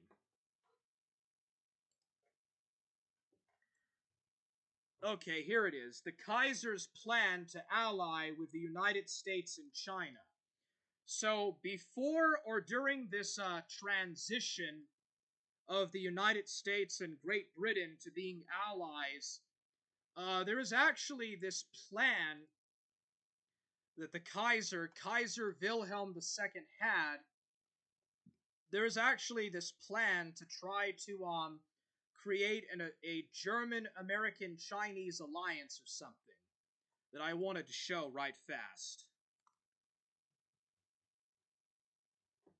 Hungarian Empire, Italy and the Ottomans, this would have been a powerful enough alliance to challenge the British and French. It also wasn't just an unbelievable dream of the Kaiser, who was growing more desperate for alliances in the early 20th century, in this treaty by giving them a free hand and taking back Manchuria and the likes. So, of course, along with the Austro-Hungarian Empire, Italy and the Ottomans, this would have been a powerful enough alliance to challenge the British and French. It also wasn't just an unbelievable dream of the Kaiser, who was growing more desperate for alliances in the early 20th century. Prominent Chinese people, like the future leader Yuan Shikai, was open to the idea, and for at least a while, so too was Teddy Roosevelt.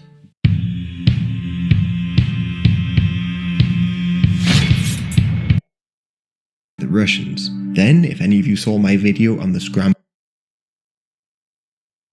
war against the Russians, during the Russia, France and Germany may be against Britain and Japan, or alternatively, Britain, Austria, Spain and Italy against Russia and France. Plus, keep in mind that the First World War began due to an assassination, so any trigger could really have started it years earlier. There were in fact many potential triggers, like the Fashoda incident in 1898, which saw Britain and France nearly go to war over claims in the Sudan, or potentially the Venezuelan crisis in 1902, which saw the Americans diplomat von Bülow.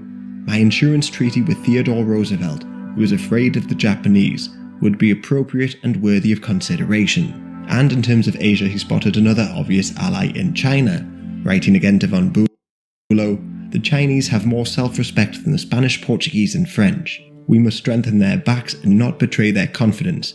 I am very much for this." This is particularly strange as the Kaiser had essentially led the charge into trying to partition China, and feared the growth of any Asian power. Plus, in terms of America, it's also particularly strange, as just a few years beforehand, they had drawn up plans to invade or at least attack the United States.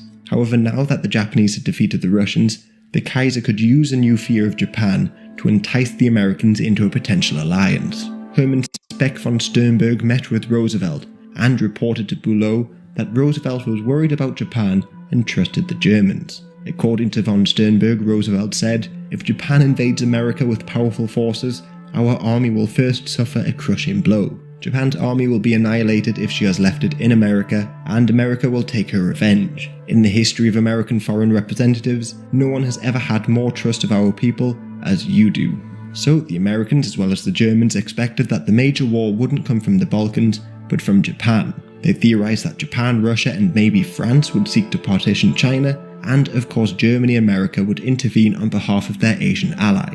As for Britain, Roosevelt said, "I do not think that she would intervene in such a war. England knows that in such a case, we would invade Canada." Yet from these notes it's clear that Roosevelt believed that the Americans needed some sort of major defeat in order to reorganize their army. So just like he predicted losing to the Japanese invasion on land and then eventually beating them back, he also refused to allow Germans to aid in a future war in the Americas. Both sides theorized that the Japanese could use Mexico as a base for an invasion of the United States, but as Roosevelt said, "No, our troops must fight the land war alone. The victory won for us by the German troops would be even more detrimental to our army. The fundamental reorganization of the army, according to my observation, is entirely impractical without a previous defeat, but I still have confidence in the American people." Meanwhile, over in China, the German ambassador Count von Rex came up with a new proposal.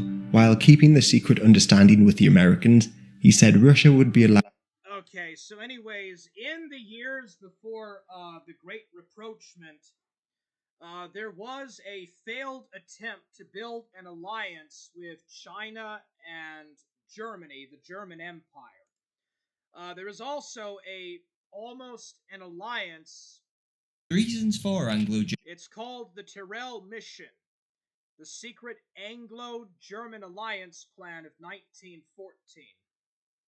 Actually, this is interesting. Kaiser Wilhelm II was the oldest son of the oldest daughter of Victoria. Had Edward VII died, Queen Victoria's eldest daughter would have inherited the British throne in 1901. And she died in 1906, 1907. So Kaiser Wilhelm II would have inherited the British throne. So the Kaiser of Germany would have also been the King of Great Britain.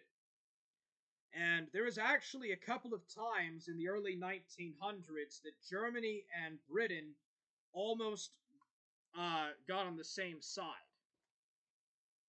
It was called the Tyrrell Mission, whatever it's called, the Tyrrell Mission or whatever. So there was a lot of diplomatic maneuvering, diplomatic things going on as well. Great Britain and Germany almost also had a common alliance as well in the 1930s. So both times, Germany and Britain almost became close allies. But instead of a Sino-American-German alliance or an Anglo-German alliance, we got the Great Repprochement, which is just bizarre. But anyways, I wanted to show that before we go deeper into this. The legacy, the initial advantage that it had due to industrialization, giving it economic control over the world. The gaps were closing. Germany was industrializing. Japan was industrializing. The United States and France were industrializing. Japan, the United States. In the United States. One of the things that's so unusual is that the United States had been an enemy of England for a very long time. I mean, after all, we won our independence against England. For the better part of 100 years, we had been at loggerheads with England. Now, partly what led this change was England in the 1890s. Its empire was at its more or less its maximum extent. And the legacy, the initial advantage that it had due to industrialization, giving it economic control over the world. The gaps were closing. Germany was industrializing. Japan was industrializing. The United States and France were industrializing. And England could no longer rest on its laurels as easily as it had done in the post-Napoleonic consensus. And so what England realized is it needed to start making some strategic friends. The first attempt was with the United States, which we call the Great Repprochement. I think alone of the great powers, Britain was on the U.S. side of the Spanish-American War. And the United States, alone among the great powers, was on Britain's side during the Boer War. And they both, and this is possibly apocryphal, but it's been attributed to Bismarck, that he said that the most important aspect of the 20th century would be that North Americans speak English. Whether apocryphal or no, that is very true statement. And one can probably understand this, that even though they had an animosity at their coming to be, the United States and England, they're both English. You know, the leadership were the WASPs, the white Anglo-Saxon Protestants, of a similar ethnic group to the English. So I suppose it is only natural, given time, that some mending of the bridges would take place. The other attempt that England made to build allies abroad was with Japan in the 1902 Anglo-Japanese Treaty. Now, that treaty gave Japan the courage to fight the Russians in the Russo-Japanese War. Now, one of the legacies of this Great Repprochement we see even today. Whenever America goes to war in the Middle East, England is sure to follow. And much as in the first half of the 20th century, whenever England went to war, we were sure to follow. And it cannot be stressed how important and disastrous this was. Because on the one hand, Americans were dragged into numerous conflicts that were none of our business, and in no material way benefited the American people. Second of all, England was more aggressive than it would otherwise have been, knowing that America was the 800-pound gorilla in the corner waiting to bail it out. In both world wars, the Americans, in no uncertain terms, Wilson and Roosevelt, gave secret communiques to the British saying that we will join this war, just give us time to get involved. Because they had to, get the PR set up, make the guys look like the aggressors, and then they could join.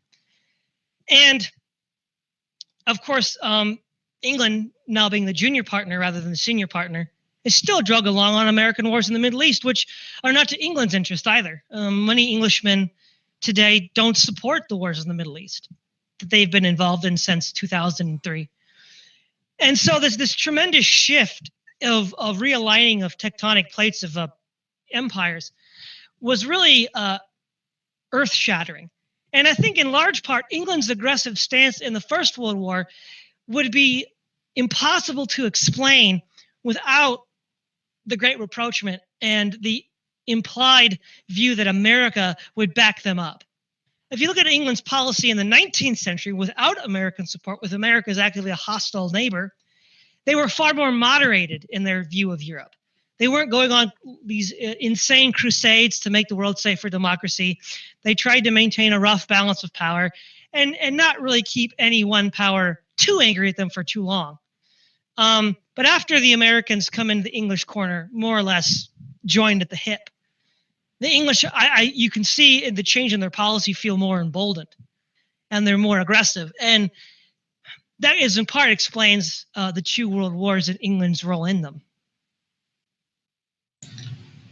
Well, when we look at how the Great Rapprochement between America and England came into being, I think there's a number of factors that explain that, and I think they have to do with the changes that took place in Western civilization throughout the 19th century. Back when America and England went to war for American independence back in the 18th century, to some degree that was a class war between the kind of middling class, the kind of gentry and merchant class that you had that was dominant in the United States versus the traditional British monarchy and aristocracy and the Church of England and all of that. I think it's sort of like a lightweight version of the French Revolution in many ways. But by the end of the 19th century, or late 19th century, all of that had started to change, where you, in both countries, in England and in America, you had a very deeply entrenched capitalist, industrial, merchant class. And the older elites in England were very much on the decline. So the two countries, economically, culturally, politically, had very much come to resemble each other, where they were not very different from each other at all. Not just in terms of language, but just in terms of their social structures and the level of economic development and all of these kinds of things. So it made perfect sense that there would be a rapprochement between England and America during the latter part of the 19th century because of this.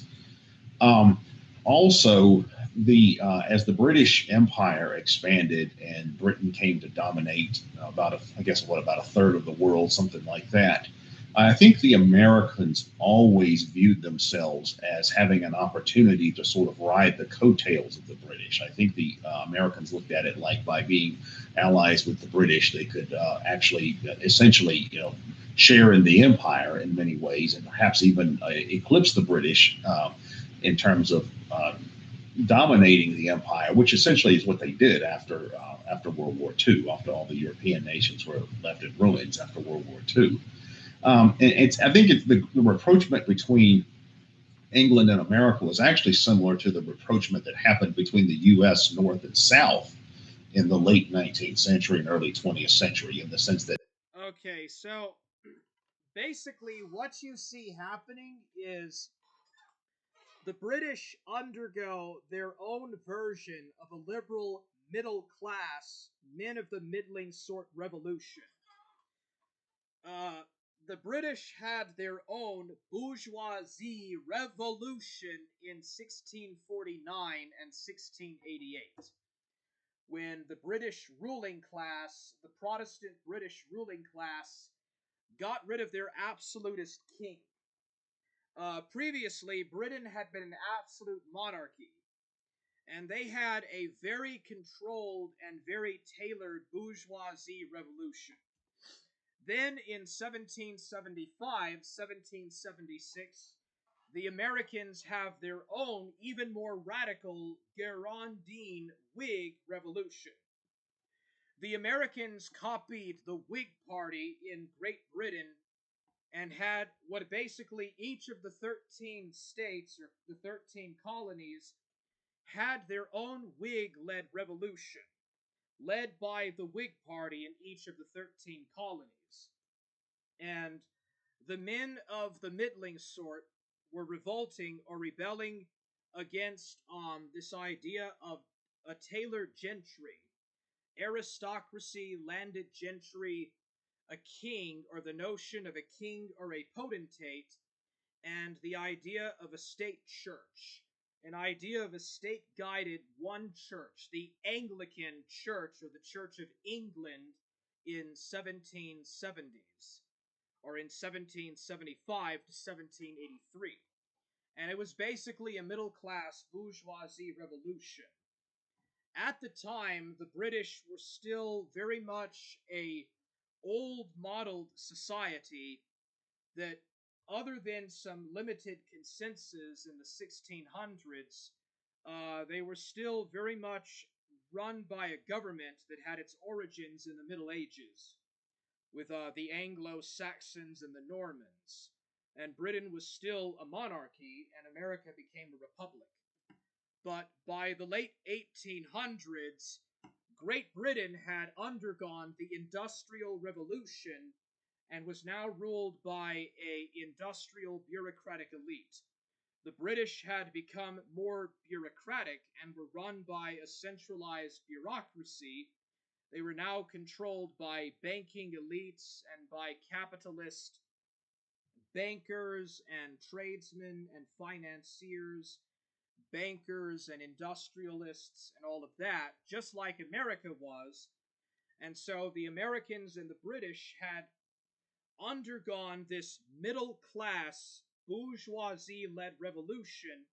They were now both led by the bourgeoisie and by industrialists like the Rockefellers, the Vanderbilts, and the Rothschilds, and all of these new moneyed elites and money tailored interests that Thomas Carlyle had written about. The Scotsman Thomas Carlyle had talked about this, how everything would become more tailored and controlled under the financial and industrial revolutions of the 19th century.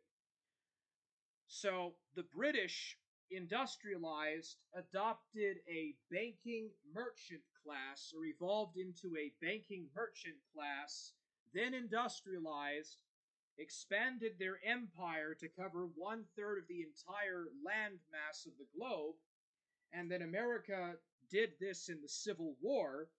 Its industrial elites took over in the North in the Civil War and expanded out west and tamed the West. And so the United States and Great Britain now had much more similar types of societies driven by the middle classes. And so as a result, it became much more easier for Great Britain and the United States to have this great rapprochement at the beginning of the 20th century. And Otto von Bismarck, the Iron Chancellor of Germany, after German unification in the war with France, said that the biggest event of the 20th century was that North Americans spoke English. Because Otto von Bismarck knew, and so did Napoleon III and the Russian Tsars. They all knew that the Americans and the British would realign, and probably America, as a junior partner, would join in a British Commonwealth. They predicted that the United States would join a Greater Britannic Commonwealth. Well, that's not quite what happened. Instead, the British became the junior partners in the special relationship with the Americans in the World Wars. But at this time, the Americans were the junior partners, and the British were definitely the seniors of this relationship. The roles would become reversed in the two world wars, but basically the main setup of the two world wars is that Great Britain dominated the economics of the globe.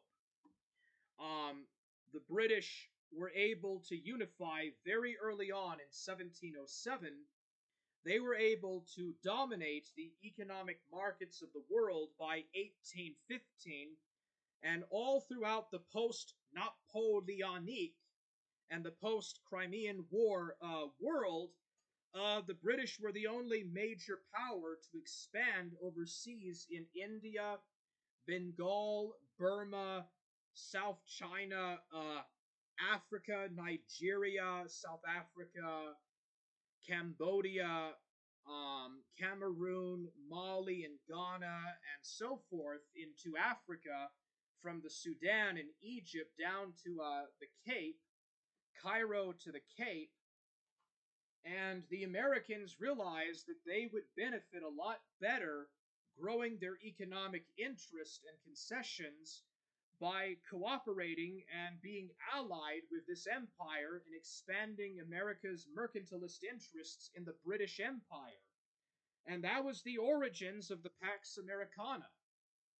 The two world wars turned the Pax Britannica into the Pax Americana.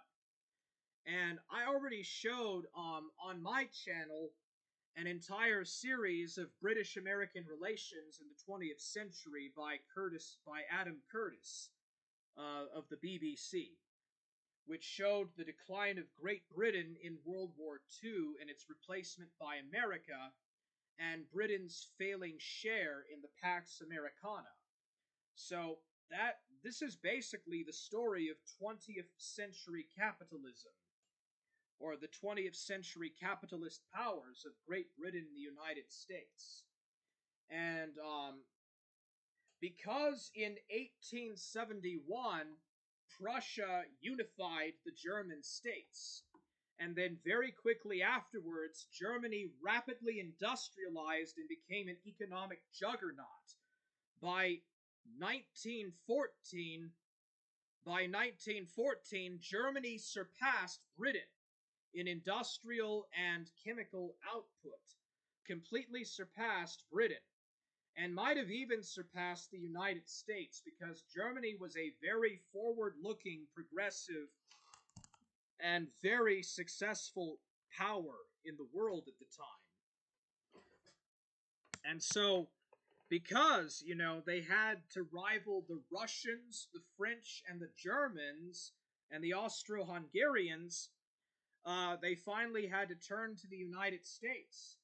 And with that large, giant 18-pound gorilla, or 1,800-pound gorilla in the room, that giant economic juggernaut of the United States, Britain could directly declare war on Germany for invading Belgium or Poland.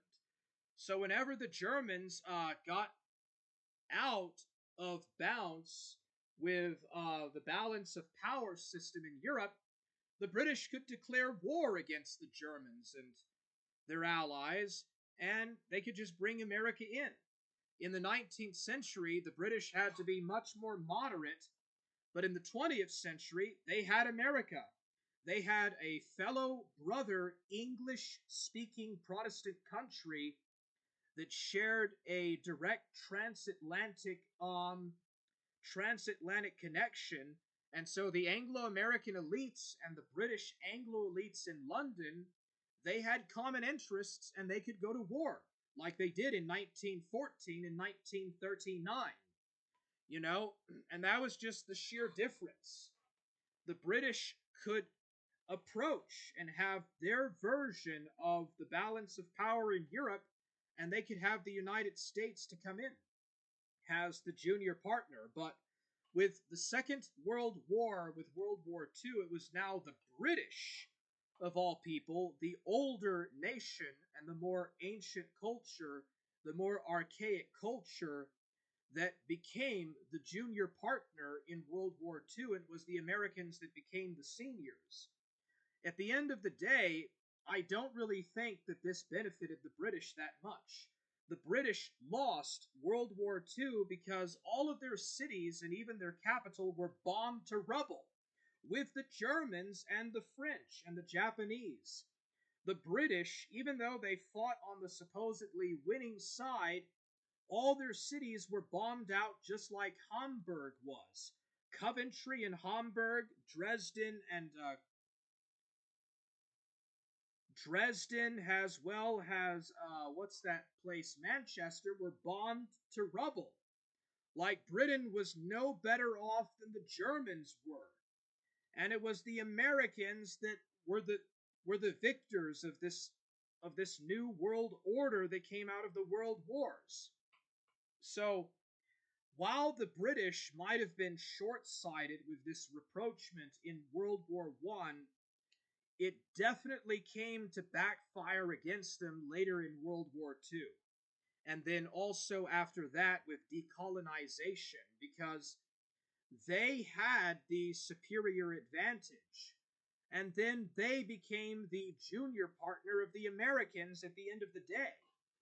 And it's like, you guys, you Brits, stopped the Pax Germanica, but you became the junior partners of the Pax Americana at the end of the day.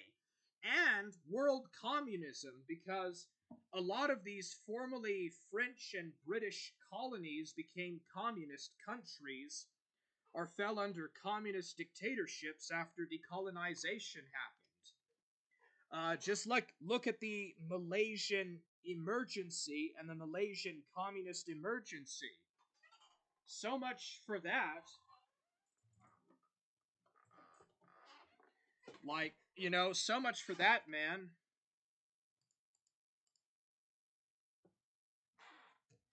In England and in America, you had a very deeply entrenched capitalist industrial merchant class. Boldened, and they're more aggressive. And that is in part explains the two world wars and England's role in them. Well, when we look at how the Great Rapprochement between America and England came into being, I think there's a number of factors that explain that, and I think they have to do with the changes that took place in Western civilization throughout the 19th century. Back when America and England went to war for American independence back in the 18th century, to some degree that was a class war between the kind of middling class, the kind of gentry and merchant class that you had that was dominant in the United States versus the traditional British monarchy and aristocracy and the Church of England and all of that. I think it's sort of like a lightweight version of the French Revolution in many ways. But by the end of the 19th century, or late 19th century, all of that had started to change, where you, in both countries, in England and in America, you had a very deeply entrenched capitalist industrial merchant class. And the older elites in England were very much on the decline. So the two countries, economically, culturally, politically, had very much come to resemble each other, where they were not very different from each other at all. Not just in terms of language, but just in terms of their social structures and the level of economic development and all of these kinds of things. So it made perfect sense that there would be a rapprochement between England and America during the latter part of the 19th century because of this. Also, as the British Empire expanded and Britain came to dominate about a third of the world, something like that, I think the Americans always viewed themselves as having an opportunity to sort of ride the coattails of the British. I think the Americans looked at it like by being allies with the British, they could actually essentially share in the empire in many ways, and perhaps even eclipse the British in terms of dominating the empire, which essentially is what they did after World War II, after all the European nations were left in ruins after World War II. I think it's the rapprochement between England and America was actually similar to the rapprochement that happened between the U.S. North and South in the late 19th century and early 20th century, in the sense that while they had previously fought this bloody civil war, there started to be a rapprochement between the two, and the South started to become a bastion of American nationalism, as it still is today. And I think this also had to do with the same kinds of changes. I think that the antebellum South was more of an old European type of society, certainly much more than the North was, more than the Protestant Puritan industrial mercantile society that existed in the North. The traditional South tended to be a lot closer to being a traditional European society. That was less the case after after the Civil War, after Reconstruction and all of that. I mean, by that time, the South was evolving into a modern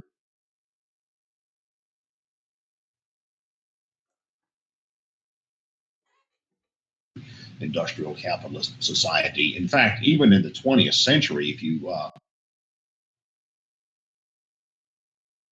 look at issues like desegregation and things like that, civil rights and all of that, resistance to that came more from the working to middle classes, white working to middle classes in the South, and less from the elite. During the 20th century, much of the Southern elite, the Chamber of Commerce types and all that, were very open to desegregation. They were interested in business. They wanted to open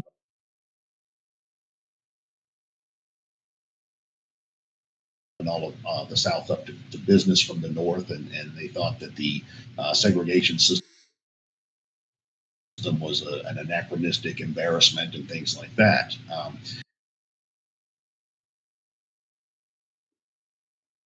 So this same kind of rapprochement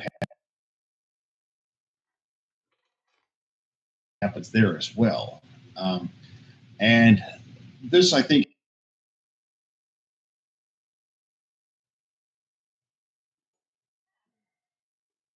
has to do with to venture off into quasi-Marxist sounding territory here. I think it's really the representation of industrial capitalism becoming as deeply entrenched as it became by this time. By this time, the Industrial Revolution was fully established. What Marx called the bourgeoisie was really the dominant class at this point, and all of these older royalist, aristocratic, more traditionalist values had started to fade out in many of these places, both in England and in the United States, and in both the North and the South in the United States. So it makes sense that as being the most advanced industrial capitalist powers of the time, that England and America would certainly have moved closer together, given the shared cultural history and linguistic history and religious history and all of that they had as well.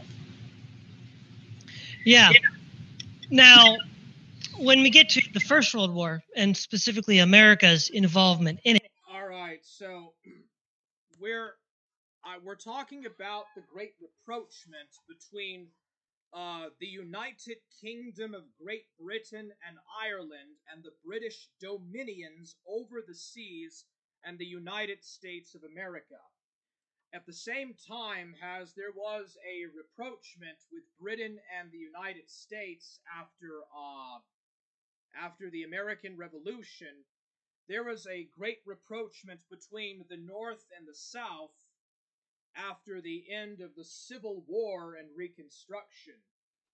What had happened was that before the Civil War, the antebellum North had a pre-industrial gentry, uh, Christian fundamentalist, but not quite Puritan, kind of paternalistic, pre-industrial, paternalistic, agrarian kind of gentry society. It was an old world modeled society, and it was part of the class war that happened between the industrializing, mercantile, Puritan-led North and the Cavalier and Jacobite South.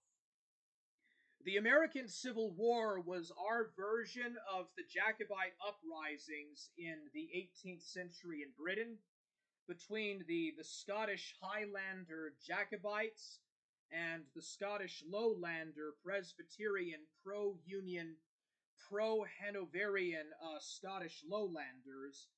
And if you can all that I see that as the same thing happening in the American or the U.S. Civil War. But after the end of the Civil War and the partial success and partial failures of Reconstruction, the North and the South finally reproached each other. There is a successful rapprochement between the North and the South, has the American South adopted industrial methods, mercantilistic methods, banks, industrial factories, and other things came into the South. Textile and railroad production came into the southern states, and the South adopted its own minimalist version of that industrial banking upper class or capitalistic class. And so Dixie, or the American South, had its own version of this capitalist revolution or middle class revolution after the Civil War and Reconstruction happened. And this helped to ease the old tension between the North and the South and helped to bring the South back into the Union, has it adopted this mercantile banking industrial free trade laissez-faire industrial banking model from the North, has did the West as well, and the rest of the United States began to adapt and to take on the effects that had begun in the Northeast or in the Eastern Seaboard.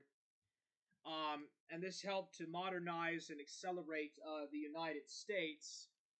And there was also this bourgeoisie revolution, or industrial mercantile bourgeoisie banking revolution in the South after the Civil War as well. And the upper classes, the southern middle classes later in the mid 20th century wanted to end segregation.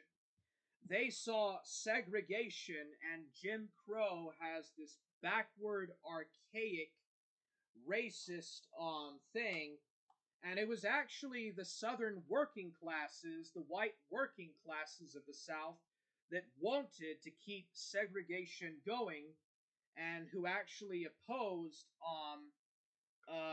the civil rights movement and desegregation. And the upper and middle classes, or the influential cultured elites of the South, wanted to end segregation in Jim Crow, advance Martin Luther King Jr.'s dream stuff, and basically desegregate and end the Jim Crow South, or the old solid South.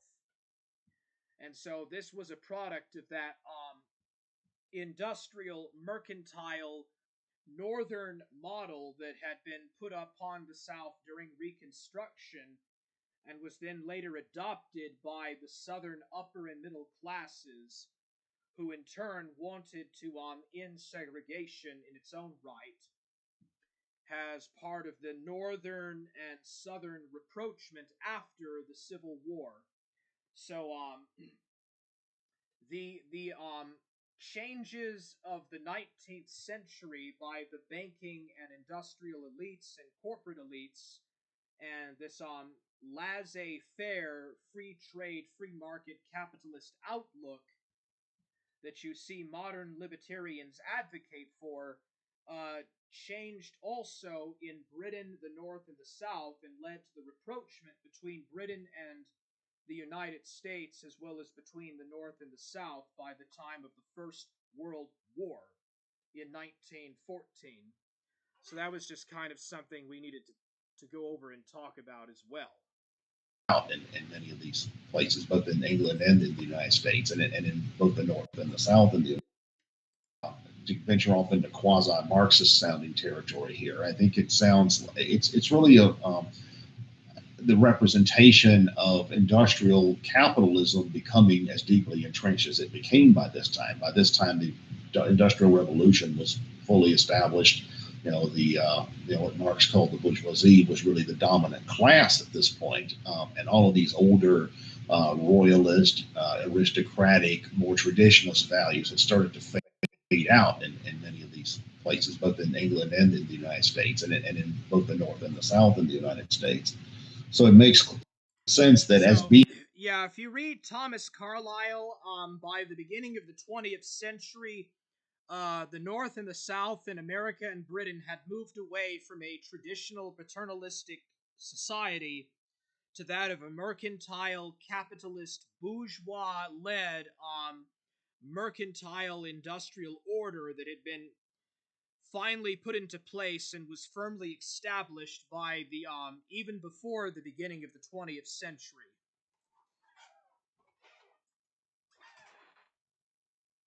Being the most advanced industrial capitalist powers of the time, that England and America would certainly have moved closer together, given the shared cultural history and linguistic history and religious history and all of that that they had as well. Yeah.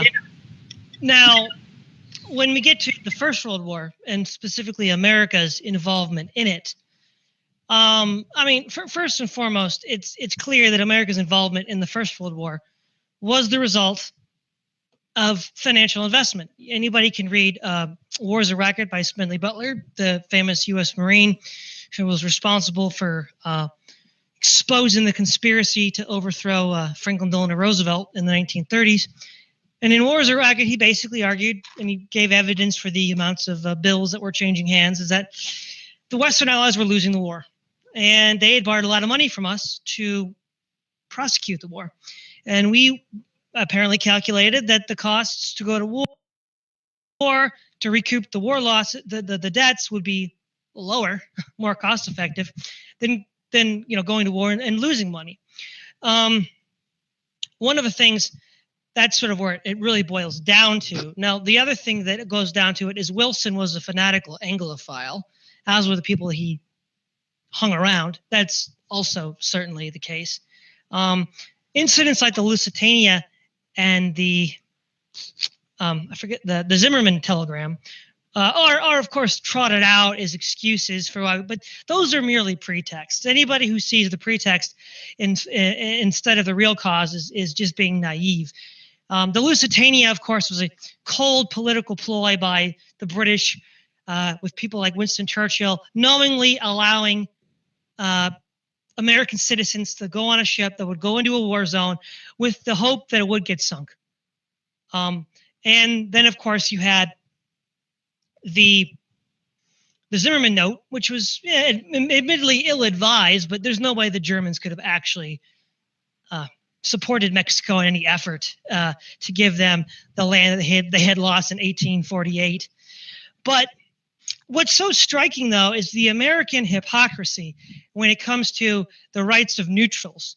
America styled itself as a neutral during the first 3 years of the war and argued that the great powers were violating its neutrality. So when the German U-boats would sink ships, or when the British would issue blockades preventing American shipping from entering into other European countries.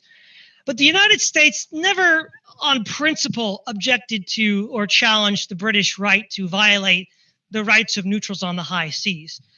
For instance, when they would impound ships, we only put up token protests. Whereas when the Germans sunk one of ours, we'd cry bloody murder. The other thing is the English had the Q ships. They would have merchant vessels with weapons on them. According to the Geneva Conventions, a U-boat was supposed to surface, declare its intentions, help in the evacuation of the commercial vessel, and then sink it.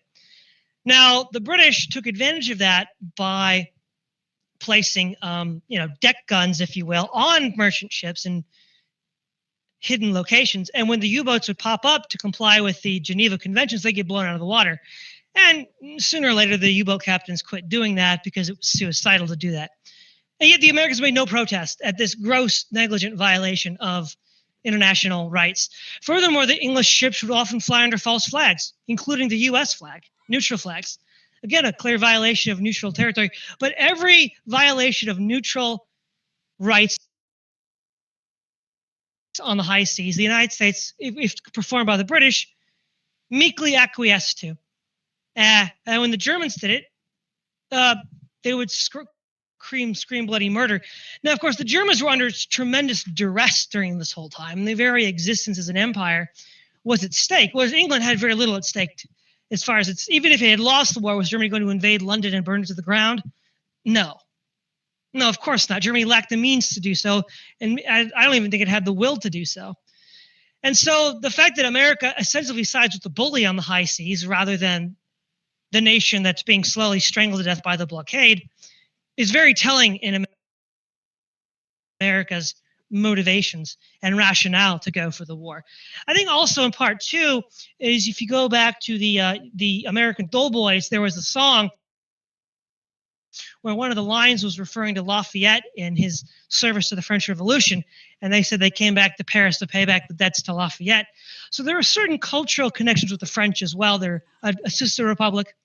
The French had helped us out in the American Revolution before, and so there is this sort of also not the same as with England, but a weaker cultural connection with the French, which helped us identify with the French nation during that war. And at the whole time we were being inundated by English propaganda, absurd stories of German soldiers raping nuns and mutilating children and decapitating prisoners of war, none of which was ever verified. It was completely specious. And even the shooting of Belgian civilians to crack down on partisan activity. We put this into context. In the Boer War, when the British were destroying the partisans of the Afrikaners, the Boers, something like 30,000+ men, women, and children, mostly women and children, were murdered in concentration camps. Now, last I checked in Belgium, the Germans weren't running concentration camps, and they weren't targeting women and children. They were targeting men of military age to discourage them from joining in partisan activity. It's, the British did it in the American Revolution when they executed bushwhackers. We did it in the Civil War when we arrested Confederate bushwhackers. It's a common practice. And yet when the Germans do it to a degree which is no worse, and certainly a good deal less worse than what the British did in South Africa, it's blown completely out of proportions. And during this entire 3-year period, the United States was in no way could be considered a neutral. It would be considered a co-belligerent because it was actively selling armaments. All right, so we have finally got into the First World War, 1914 to 1918. And for the first half of that entire conflict, America was supposed to be a neutral power. And perhaps while at the beginning we were a neutral power in the Great War, eventually it was not long before our mercantile class began to sympathize and even openly aid and abet the mercantile classes of France and Great Britain. And actually, I think we did send some military supplies to Russia, to Tsarist Russia as well. It wasn't yet the Soviet Union. We did send weapons and supplies to the Soviets in World War II, but in World War I, it was still Tsarist Russia. But anyways, we were not really a neutral power. There was a minor German presence in Mexico. I do think that is true. There was some minimal some Germans in Mexico, but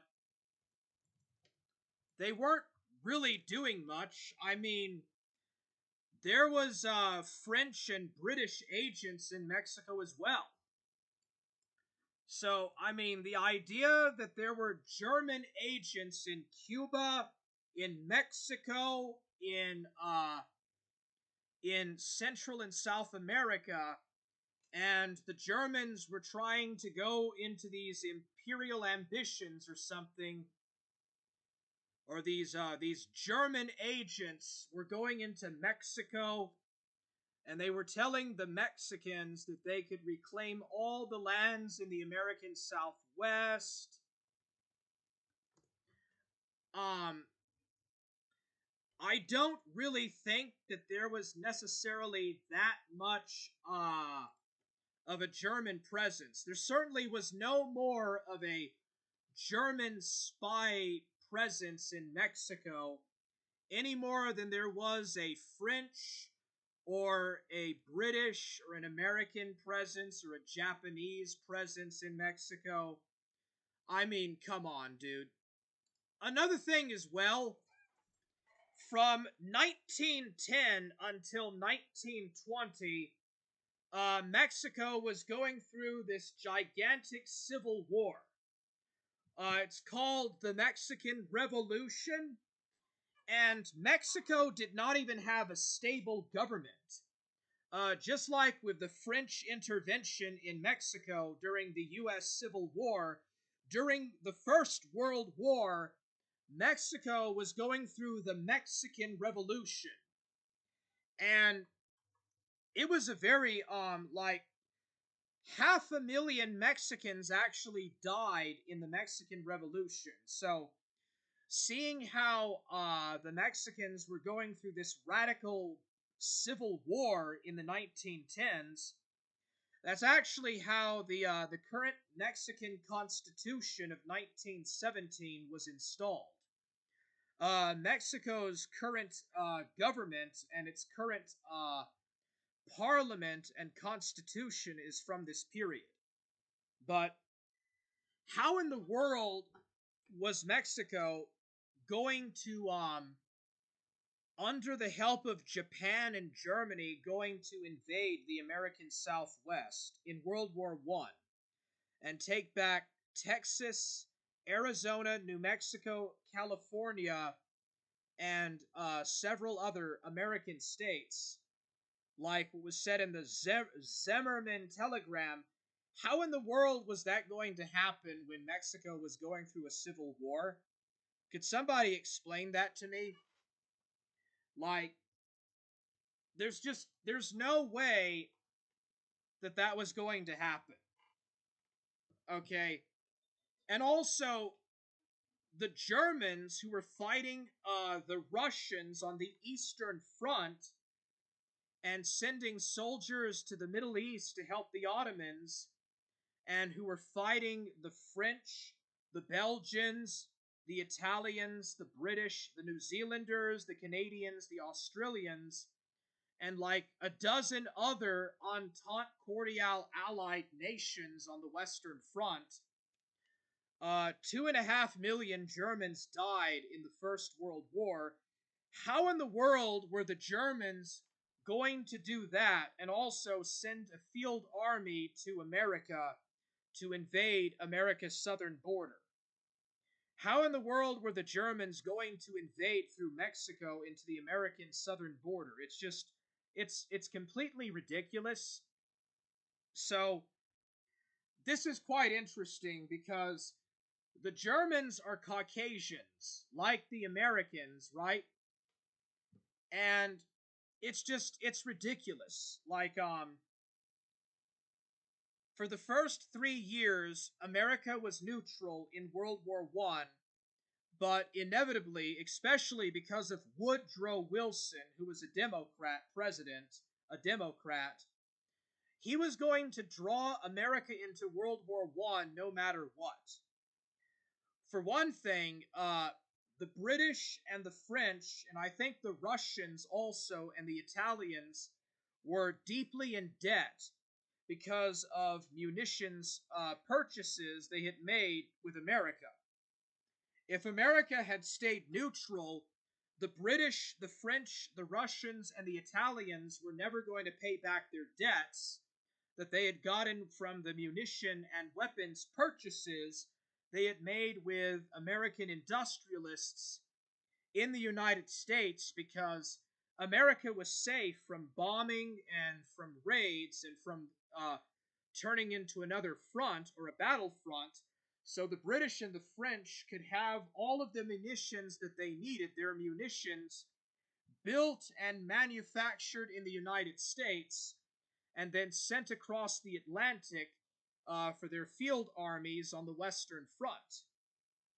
And likewise, they could also purchase American battleships and whatnot else. Tanks and planes and whatever they needed, they could just get from America. The Germans and the Ottoman Turks and the Austro-Hungarians did not have that advantage. They could not get their weapons or ammunition produced in a neutral country and send it across the Atlantic, because the Germans and the Austro-Hungarians were under a blockade by Britain. The British completely blockaded every German and Austrian and Turkish port. And 1 million Germans, close to 1 million Germans, died of starvation in World War I because of the British blockade. And so the Germans were in a desperate position.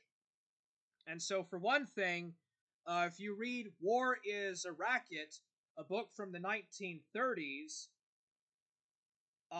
with a guy that was involved in the Butler case against FDR, it actually turns out that America would benefit more going into World War I, sending soldiers to the Western Front and fighting for the Entente Cordiale powers, the Allied powers against the Central powers, so that America would have a guarantee to have its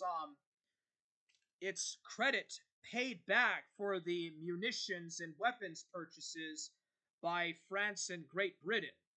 Russia did not pay back its weapons purchases because they had a revolution in 1917. And then, of course, Woodrow Wilson was a staunch Anglophile and a Germanophobe and a Habsburg phobe. Woodrow Wilson did not like the Habsburgs or the Hohenzollerns. He was very much against the monarchies of Central Europe. And he felt that the Kaiser and the Tsar and the Habsburg Emperor needed to go, that Europe would be a safer world if it was more democratic. And of course, the long term of that was an absolute disaster, but Woodrow Wilson was very much into the idea of crushing the Hun and like saving Belgium and the idea of the Belgian atrocities, the rape of Belgium, the brutal slaughtering of Germans, of Belgian women and children, the raping of nuns and women in the Red Cross in Belgium. Great Britain had declared war against Germany partly because Germany violated Belgian neutrality, and in order to follow the Schlieffen Plan, the Germans went right through Belgium into northern France because they thought that it would stop the French from mobilizing directly for the Great War. And so Great Britain declared war on Germany for violating Belgium and on Austria-Hungary for violating Serbian neutrality. Then the United States was doing weapon shipments across the Atlantic, and also because there was just a lot of anti-German sentiment.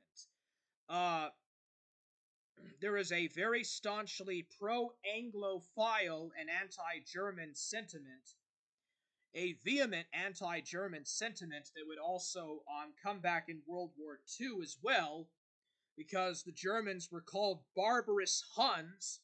They were monikered as the barbarous Huns of Attila the Hun fame. And so there is actually a racialist or a racist motive towards the Germans as well. So anyways, there is this anti-German, anti-Hunnic racism against the Germans and Austro-Hungarians and whatnot as well that was being fed into this. But part of the Geneva Convention of 1906, 1902 and 1906, or the Geneva Convention, was that enemy submarines would go up to the surface. They would declare their intentions of what they were going to do, and only then would they fire their torpedoes or missiles against the enemy ships, or the ships of the belligerent power.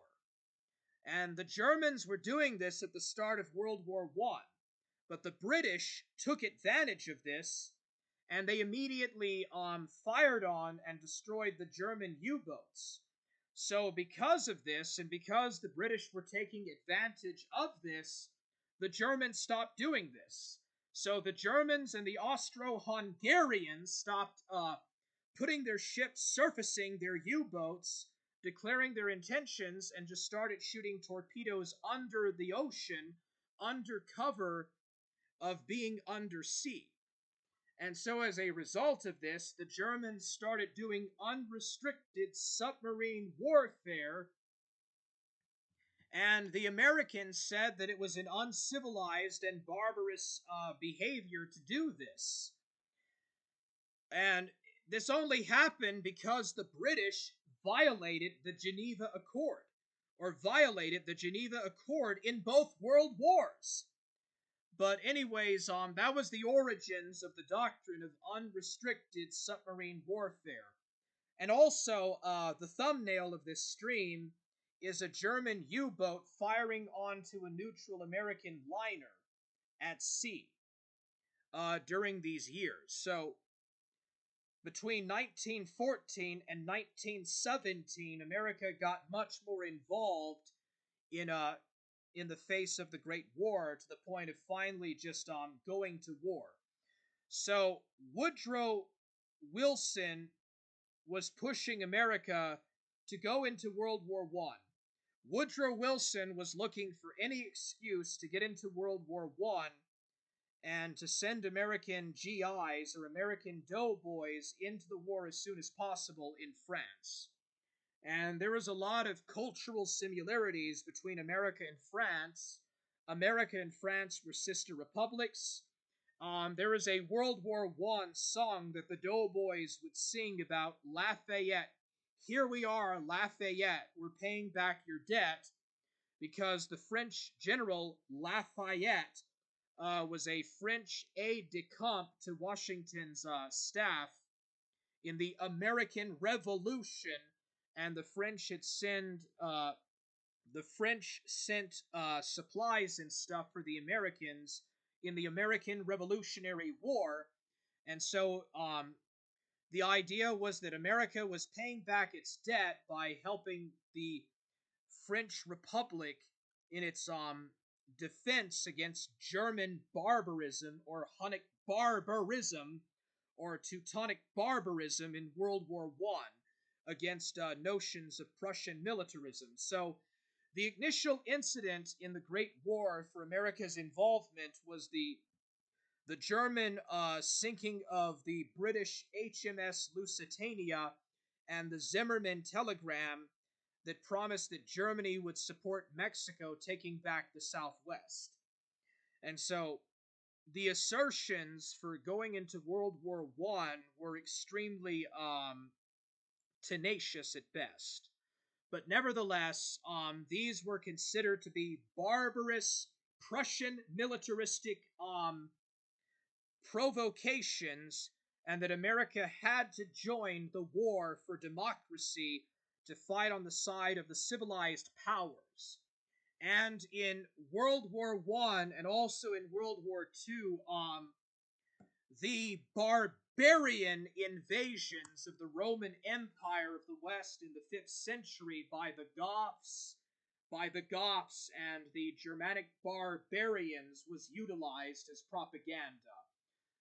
The German war, or the Teutonic War against the civilized nations of Europe in World War I was compared to the Gothic invasions and conquests of the Western Roman Empire. In fact, the French had propaganda that they were the Gallo-Romans, the civilized Gallo-Romans, fighting against the Gothic or the Hunnic barbarians in World War I, and the British had propaganda about fighting the Huns, the Goths, the Saxon barbarians of the Dark Ages, and all of that stuff as well.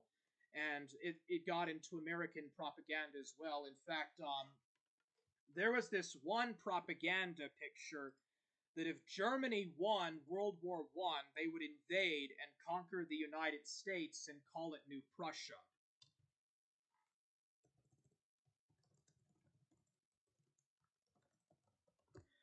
There was actually this really just ridiculous propaganda thing called New Prussia. If Germany wins, they're going to conquer a part of the United States and call it New Prussia.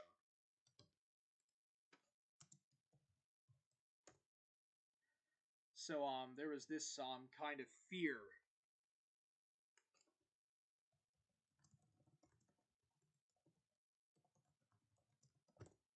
There was like this kind of fear or bizarre fear. Here it is. This is a vintage map from this time period when America was still a neutral party.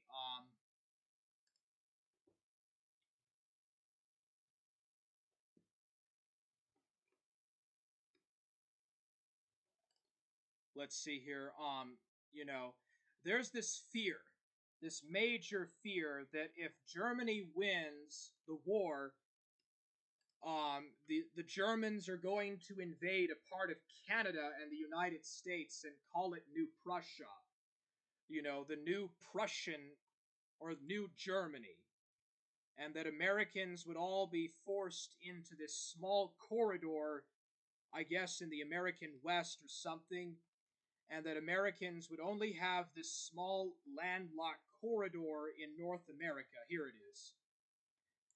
There is like things like this were being pushed around in World War I and World War II as well.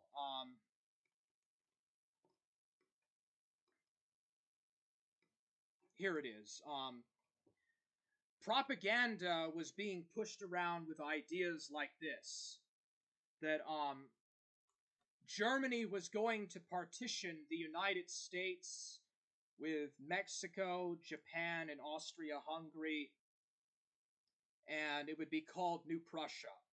So this is New Prussia. This is a map of New Prussia. The Germans would control all the territory from Maine and Georgia all the way to California, Oregon, and Washington. And this place right here, the American Reservation, right here, this place in West Texas and New Mexico, this would be the only place where Americans would be able to live. So, like, there is propaganda like this going around that the Japanese would control the West Coast. Germany would have all of North America and this little area in Arizona and New Mexico. All of the white Americans would be in this area, or the English-speaking Americans, or all the Americans would be forced in this area. What remains is inland America, so this wasn't the first reimagining of a reconquered USA. Life magazine also published an alt history map of the U.S. in 1916 amid World War I fears. So, like, more and more by 1916, 1917, was this push to get America more involved. So I wanted to talk about that. The Zimmerman telegram, the Lusitania incident, the German U-boat sinking of the HMS Lusitania. It wasn't even an American ship or an American freighter. And just a lot of this visceral propaganda.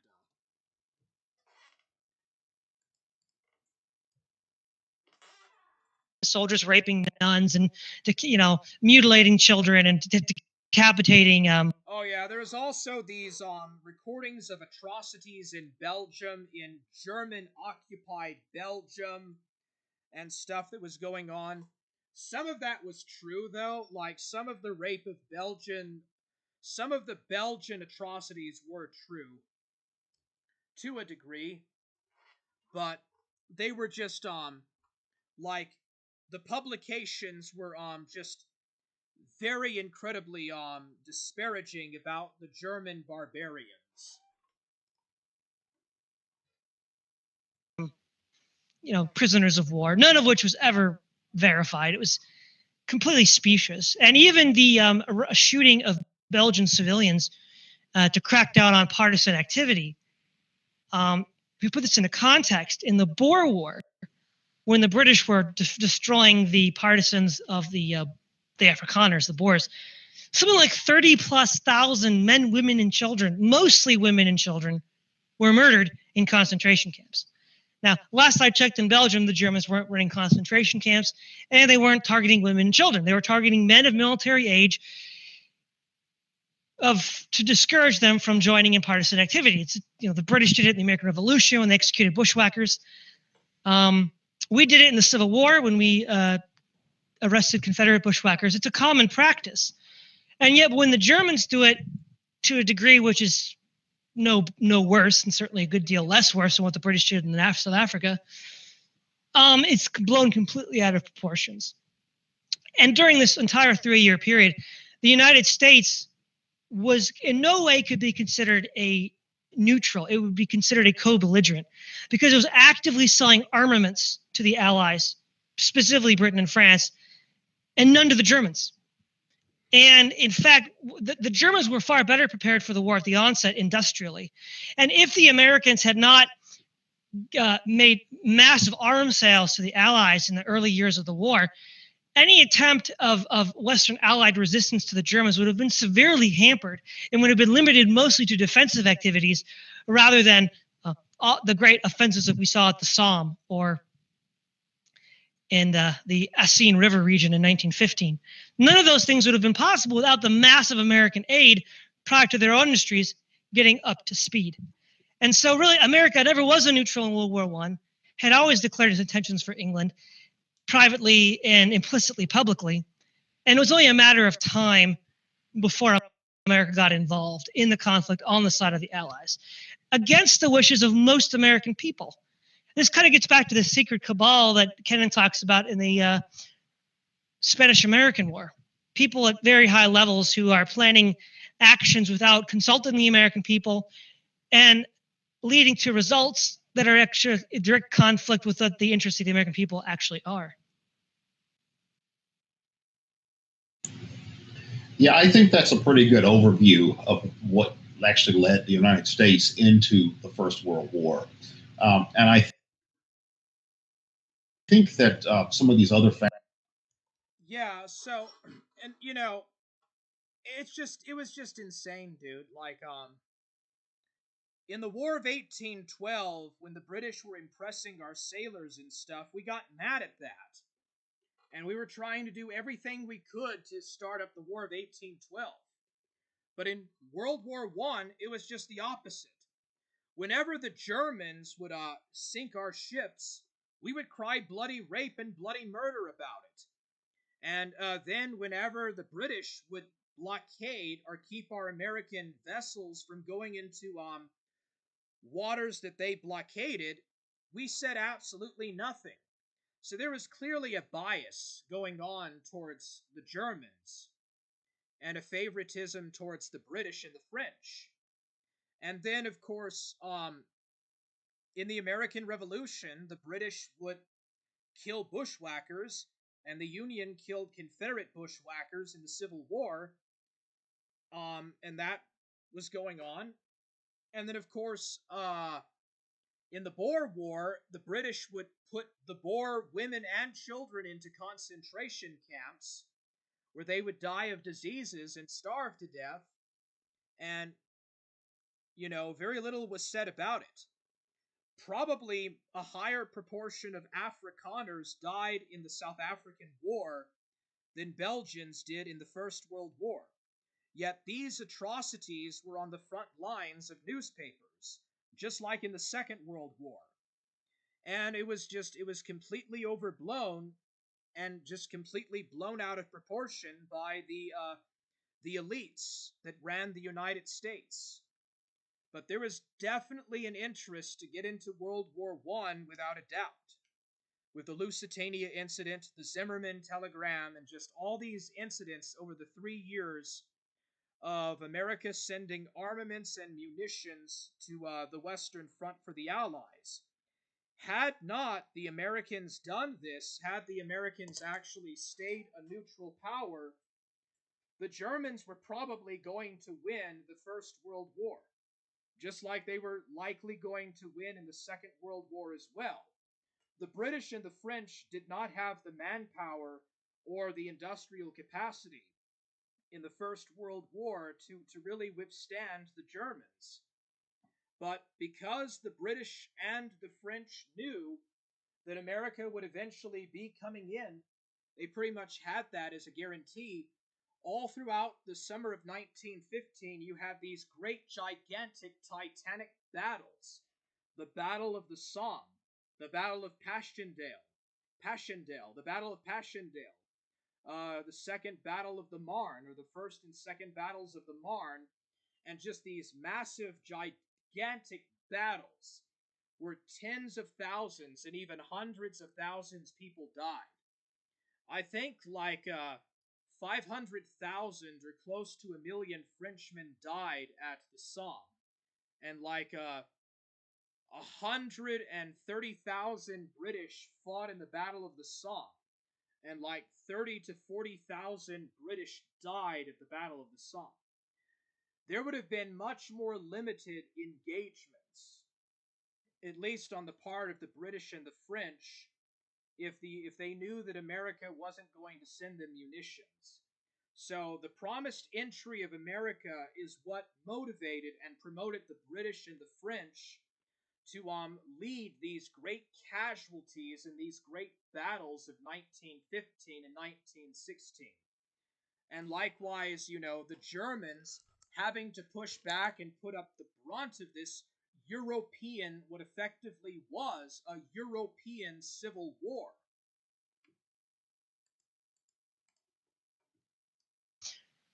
Spanish-American War. People at very high levels who are planning. So, I mean, yeah, and there are these secret cabals, just like in the Spanish-American War of 1898, with the Maine, with the Lusitania. You have a cabal of secret societies and Freemasons pushing to go into war with these munitions overcash of munitions plants. Actions without consulting the American people and leading to results that are actually in direct conflict with what the interests of the American people actually are. Yeah, I think that's a pretty good overview of what actually led the United States into the First World War. And I think that some of these other factors I was talking about earlier figured into this as well. Not only did the United States have a large financial investment in the outcome of the war in terms of the loans that had been given to England, but it was also true that the Americans and the British shared a similar view of the Germans as being this kind of retrograde royal society. It's the same kind of Jacobin ideology that drove a lot of earlier wars prior to this, for example, the American Civil War. The propaganda that you mentioned that came out of World War I that depicted the Huns as these barbarians was rooted in that. It was rooted in this idea that the First World War was this righteous crusade for democracy or liberalism or republicanism against Prussian militarism, which is absolute nonsense. But Germany was a very advanced, relatively progressive society at the time. I mean, they weren't a liberal society in the same way that the British or the Americans or the French were, but they were certainly a progressive Western society. In fact, even a lot of the left got taken in by this kind of propaganda. You had anarchists like Benjamin Tucker, who was living in France at the time, or Repprochement in Russia, who actually supported the Allied cause, believe it or not. Also, I think the role of Wilson is really essential because Wilson, in many ways, represented a convergence of the kinds of things that I was talking about before. In the sense that Wilson was from the South, he was from Virginia. He was something of a Southern traditionalist. He was certainly a believer in segregation. He had the silent film "Birth of a Nation" shown at the White House, which is about the Ku Klux Klan. He implemented segregation in the civil service. So he was something of a Southern traditionalist in many ways, but he also had this very Jacobin-like view of liberalism in the sense that he wanted to make the world safe for democracy. He thought that eliminating the Prussian or the Germans would have the effect of eliminating European militarism. He wanted to create this World Federation, this League of Nations that would essentially criminalize war. So he represented the kind of convergence that happened in the United States, where the traditional Southern elite sort of underwent a transformation and became more of a modern industrial bourgeois elite, just like existed in the North. And likewise, the rapprochement between the United States and England, once this particular frame of mind, this particular ideological outlook, and once this particular social classes became dominant as well. All of that, I think, fed into the First World War in a big way. This kind of ideological conflict between the old world and the new world, and between liberalism and traditionalism and so forth.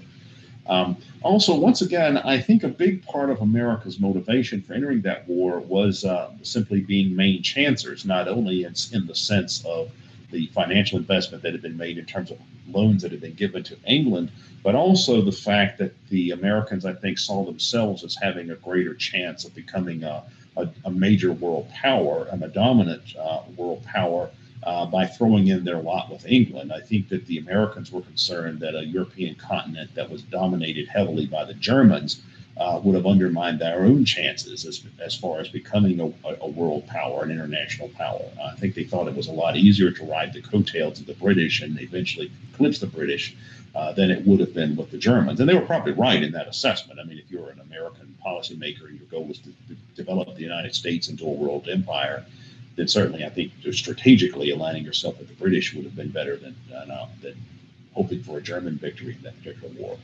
Even though the outcome of the war, of course, was disastrous. I mean, it was probably one of the worst things that happened in history. The destruction of Germany in World War I was a terrible thing that created all kinds of serious consequences for that are really still going on today in many ways. Yeah, and one of the things that is often brought up, Kennan brings this up, even though he advocates for correctly that the U.S. war goal should have been one of more of moderation, not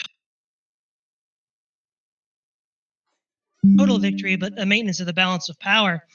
And he cites a Mr. Louis Einstein, 1913, who made a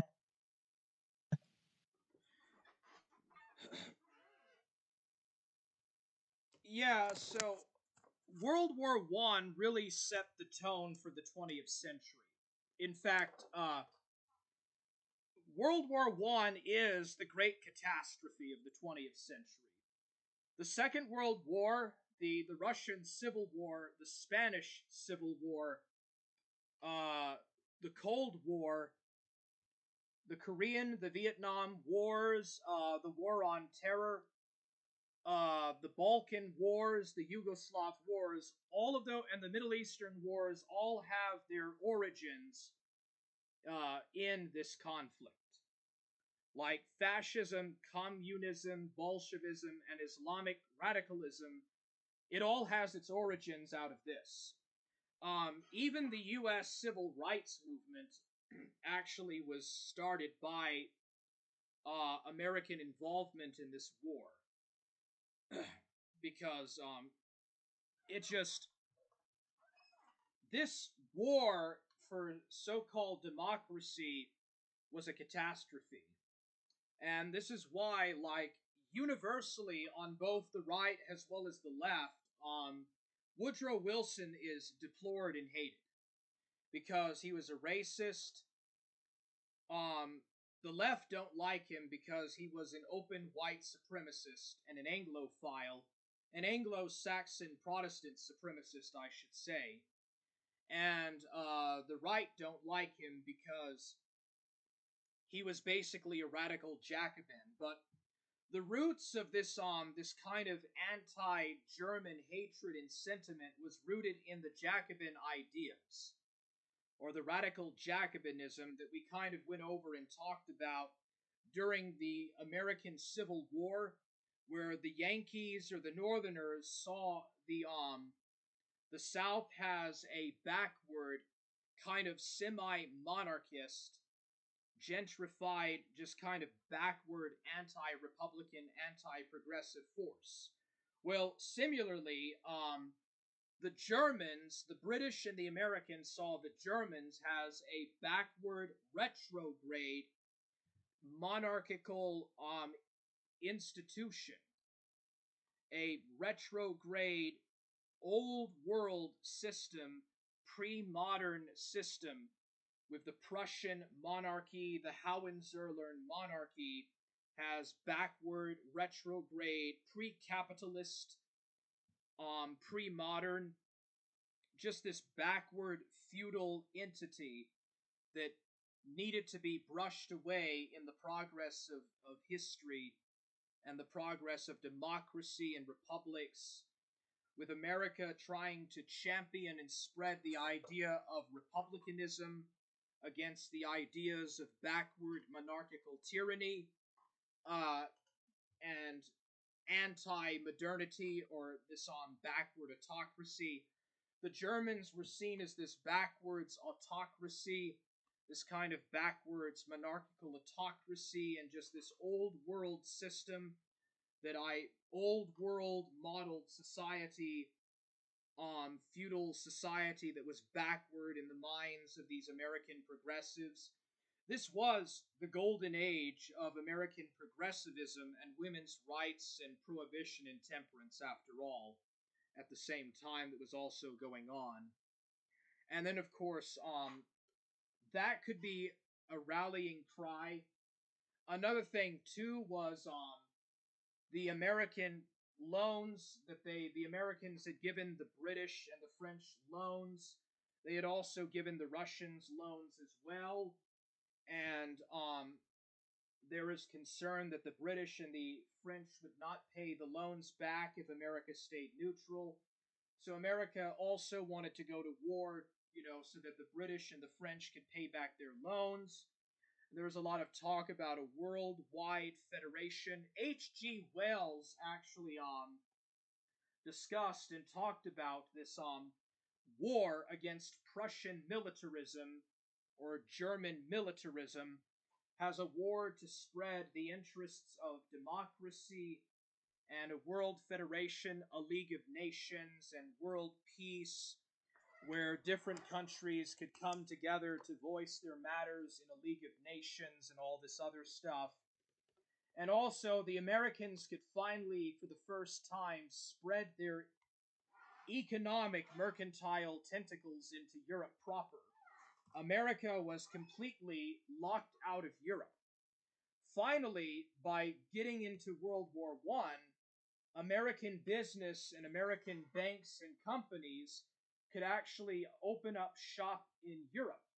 They could open up in Britain and Germany, and this economic world globalist outreach or American imperialism could grow and expand at the expense of the defeat of these retrograde empires, the German, Ottoman, Austro-Hungarian, Russian empires that were getting phased out in the First World War.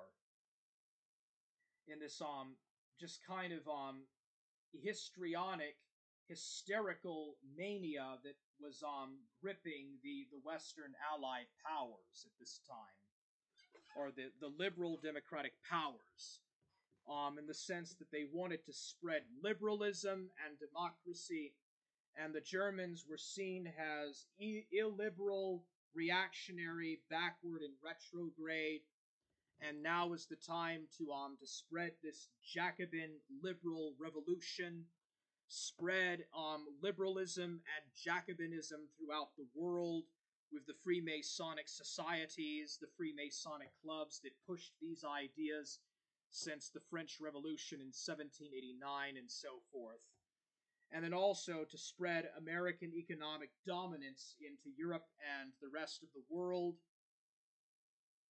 spread American economic tentacles and such. But just because Germany was not as liberal as Britain was, Germany had universal male suffrage, something that even the British did not have. Yes, in the Kingdom of Prussia itself, they still had a landed gentry limited voting system, but in the rest of Germany outside Prussia, there was universal male suffrage. Even Great Britain in 1914 did not have universal male suffrage.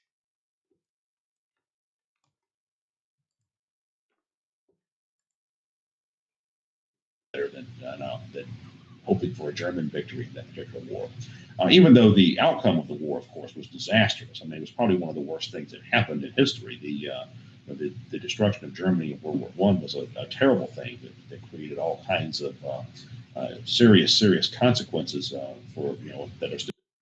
Yeah, and here's another thing too. The Germans in World War I had no plans to invade England, much less America. The Germans did not have the manpower or the technology or the ability to go across the English Channel and invade Britain and burn London to the ground. Even though there was a bunch of invasion like stories and stuff in World War I and World War II that were getting published. But the German Empire was far less aggressive than the Soviet Union or the Third Reich ever was, or even the Japanese Empire in World War II. And that's another thing as well. Had the Americans and the British cropped up the German Empire in World War I, they would have been a very good vanguard against the Soviet Union. Okay, had the German Empire survived World War I or the Austro-Hungarians, the Germans would have crushed the Soviets. Like world communism, the world communist revolutionary conspiracy, or the Bolshevik conspiracy, that would have been nubbed out in the bud by the Germans. So just like with the Japanese and Mao Zedong and the Chinese communists and the communist insurgencies in Asia, Germany would have been a perfect ally and a perfect bulwark to the Soviet Union or to the Russian Socialist Federated Soviet Republic. So again, another missed opportunity.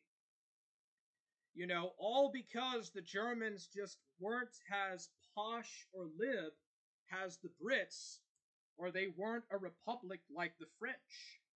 Like, the Germans would have been a good ally against the communists. But because we disarmed the Germans and the Japanese, we ourselves are responsible for facilitating the success of world communism in the first place.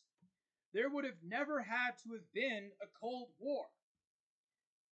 And then, of course, the end of World War I and the defeat of Germany in World War I was a geopolitical catastrophe. Okay? There would have been no Nazism or fascism had Germany not been defeated. The Hohenzollerns would have never allowed the NSDAP to come to power. The fact that the NSDAP ever won in 1933 was because of the Versailles Peace Conference, because of the weak and feeble Weimar Republic, which was supposed to be an example of democracy in Central Europe. And instead, it collapsed and failed. It was financially unstable. And the Hohenzollern monarchy was more stable. It lasted 47 years. The Hohenzollern monarchy lasted for 40-something years between 1870 and 1918, compared to the Weimar Republic that failed within just 13 years or so.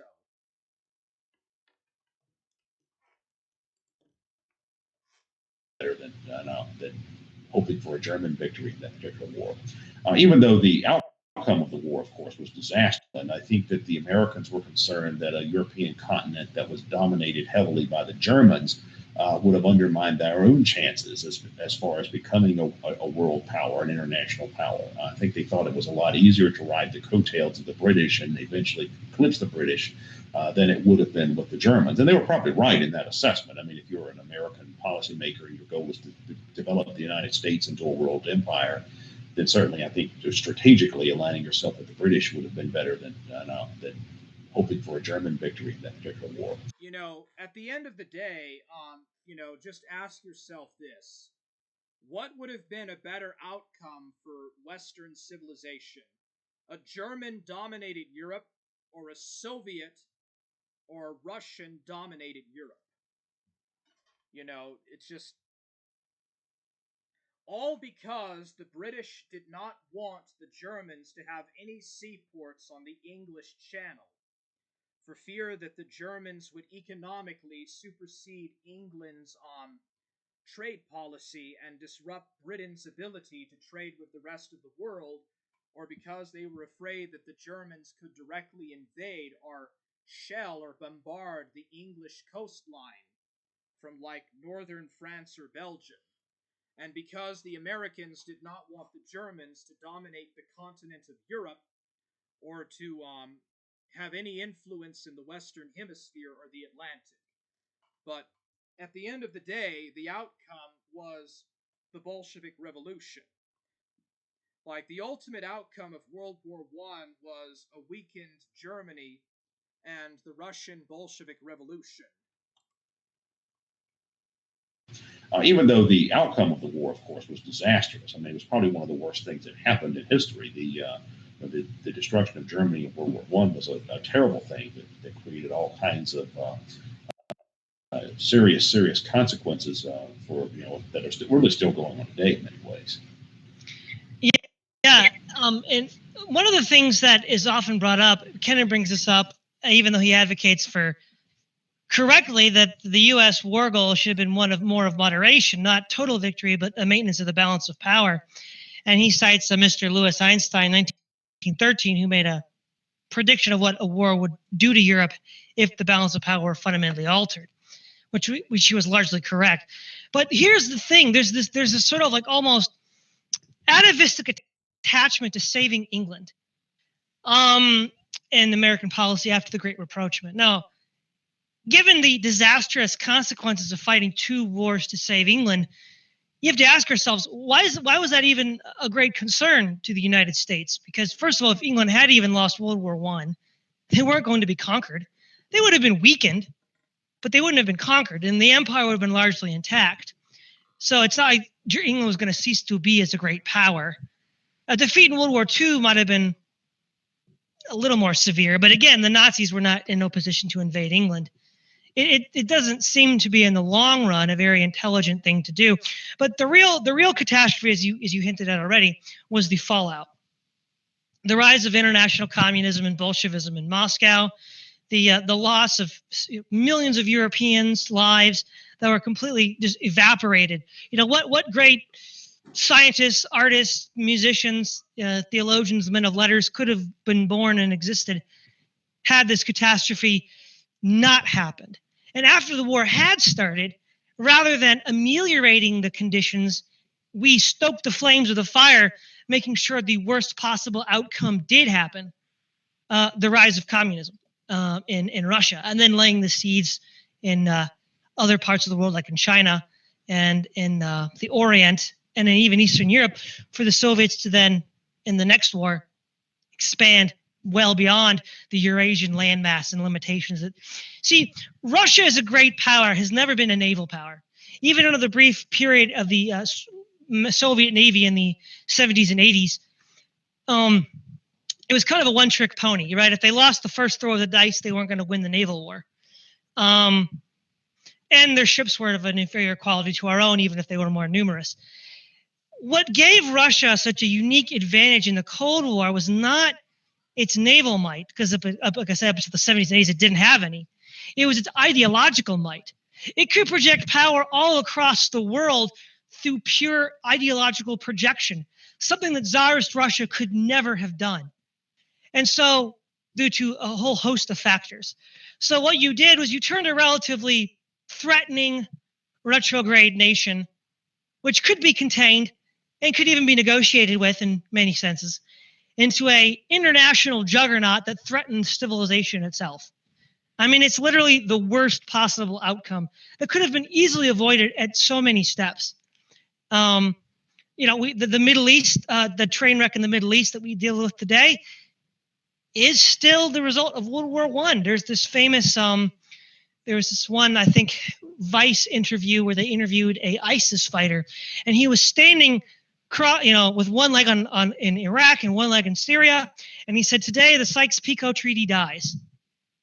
And we see even today, people are motivated to undo the legacy of dissolving the Ottoman Empire.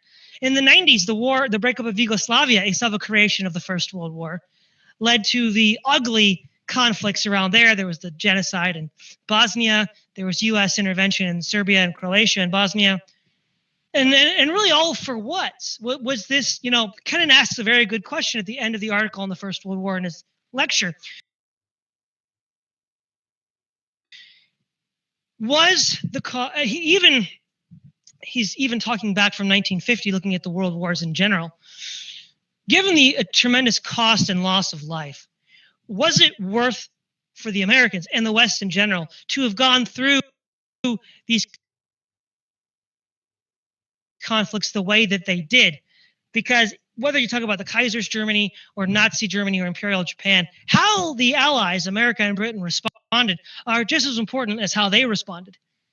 And the goals that we were ostensibly fighting for, were they worth these tens of millions of dead people, the massive destruction of nations, and of course from his time fighting communist aggression in Korea?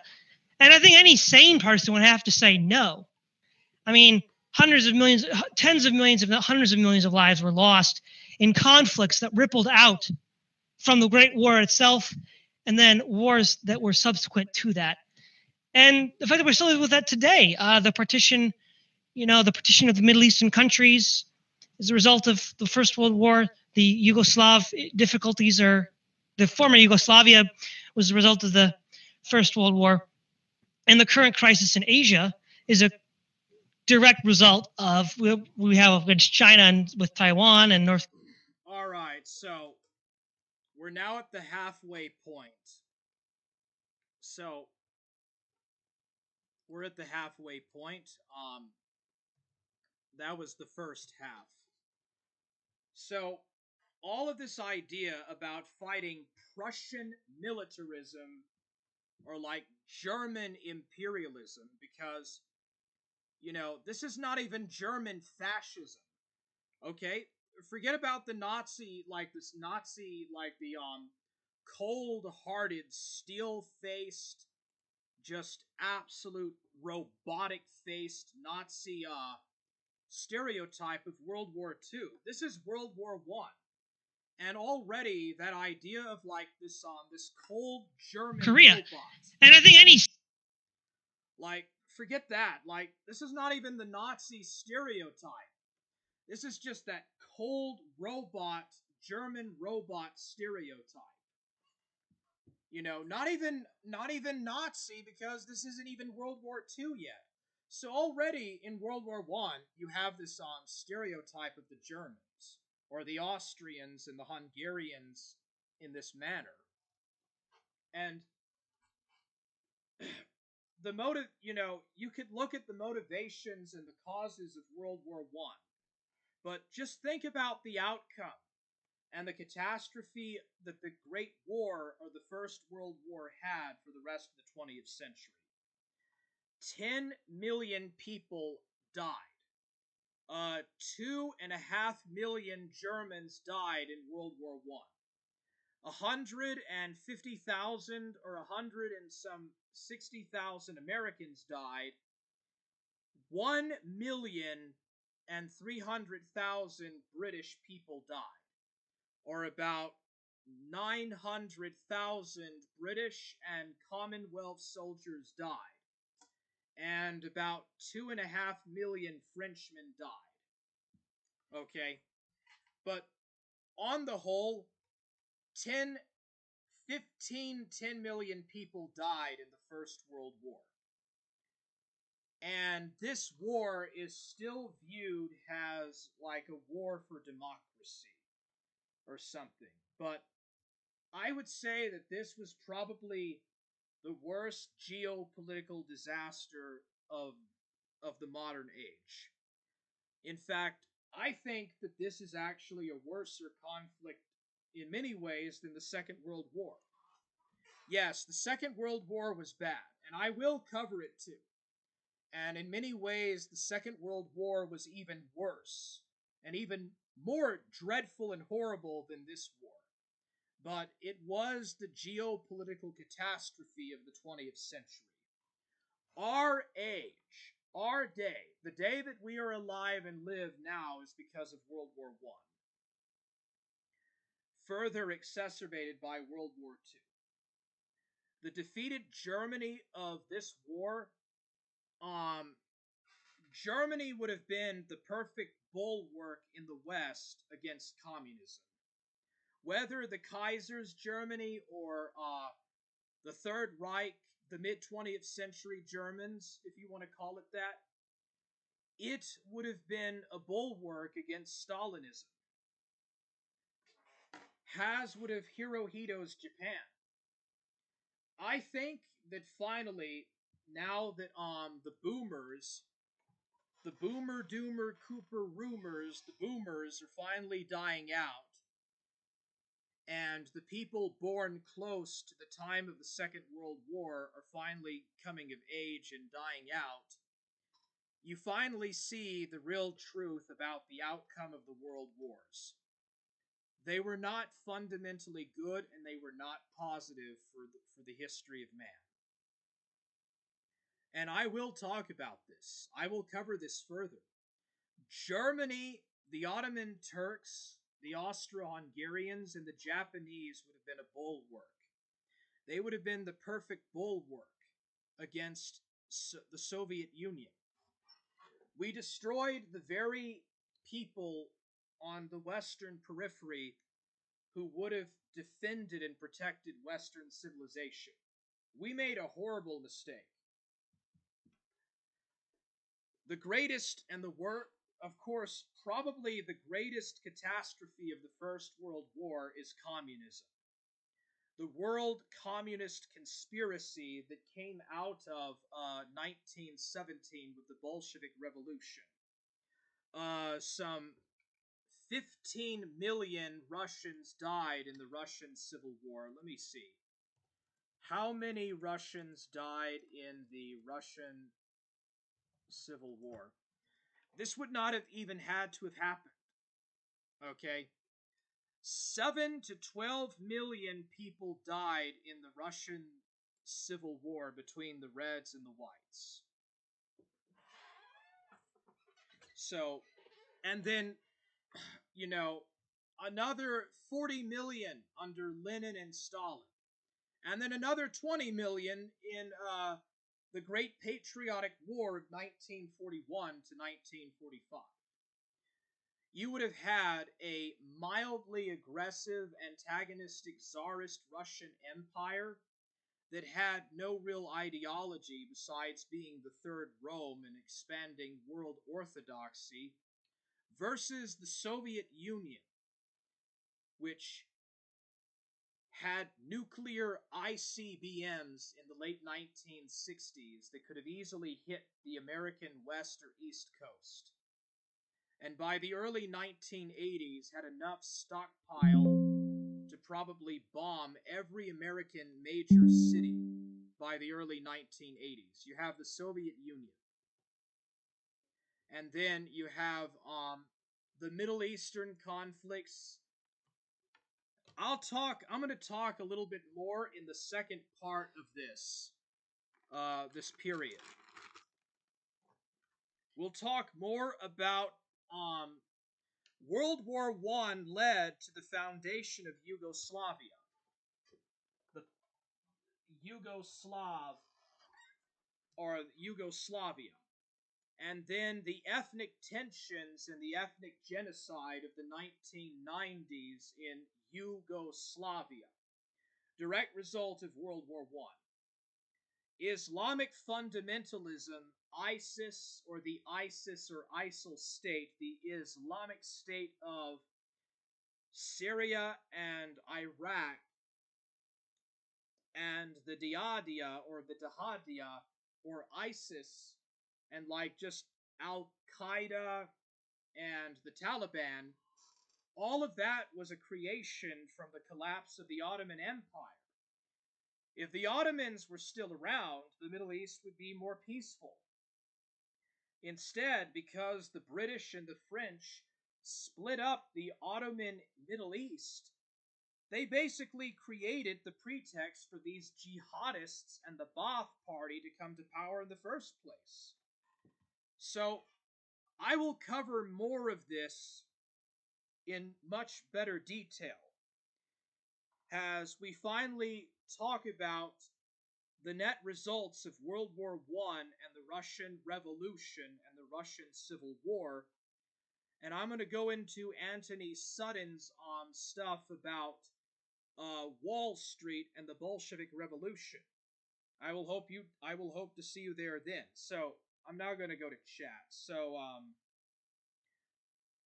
Sebastian Moran says Warhammer is very low. Sebastian Moran says sound briefly came back to normal.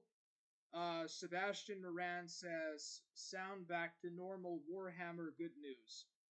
Sebastian Moran says your voice is now low, WH. Oh, so was there any further audio problems or troubles during the stream, or what?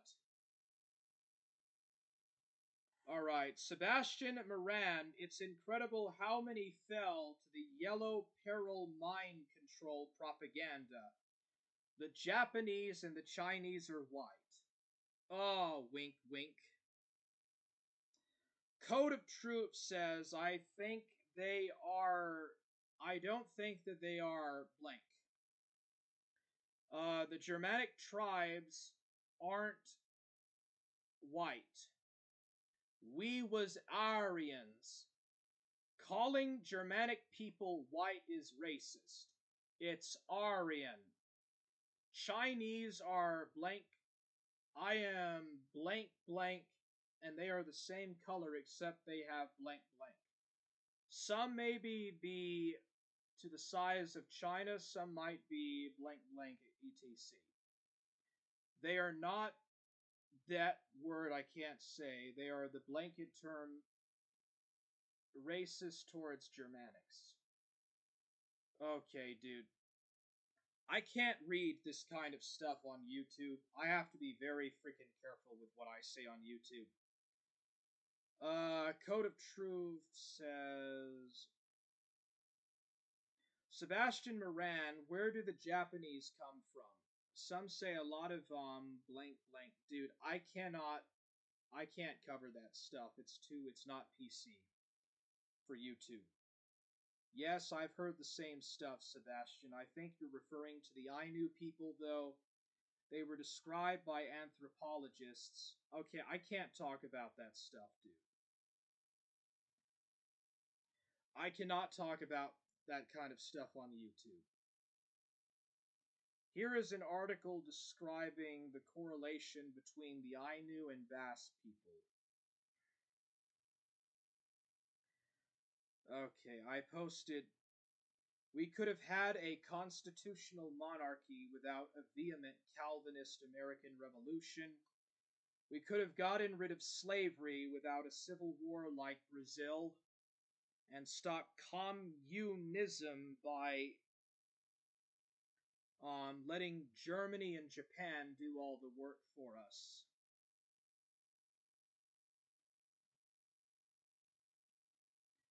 Let's see here. Sebastian Moran, that's it, Comrade Stalin. Most have been a lot of breeding going on. There are now hundreds of thousands. I can't talk about that kind of stuff on YouTube. Country is fricked. Correct Warhammer and actively aiding them. Towels wanted a communist victory. As you all know. Yeah. the main benefactors of both world wars was basically international communism. Sebastian Moran. I'll cover that more.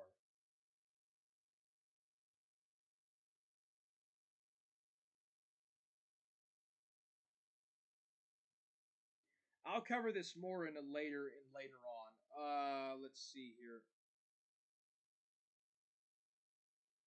I feel bad for the Germanic peoples in Europe.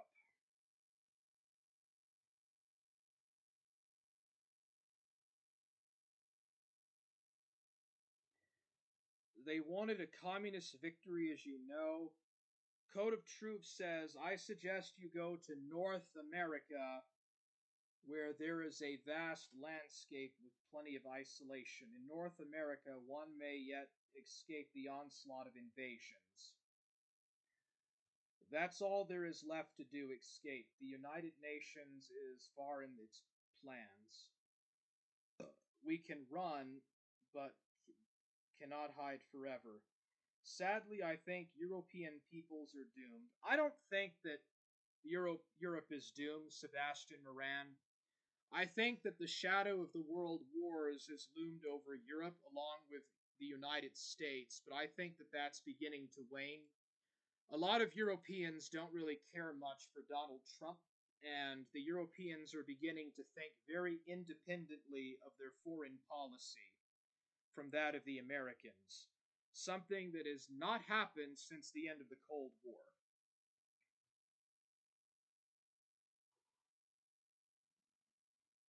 Especially in France and England, Germany too. The invaders are more united and organized. They have large numbers. Okay, so let's see here. True comrade. They are historically positioning invaders amongst us to destroy our homes.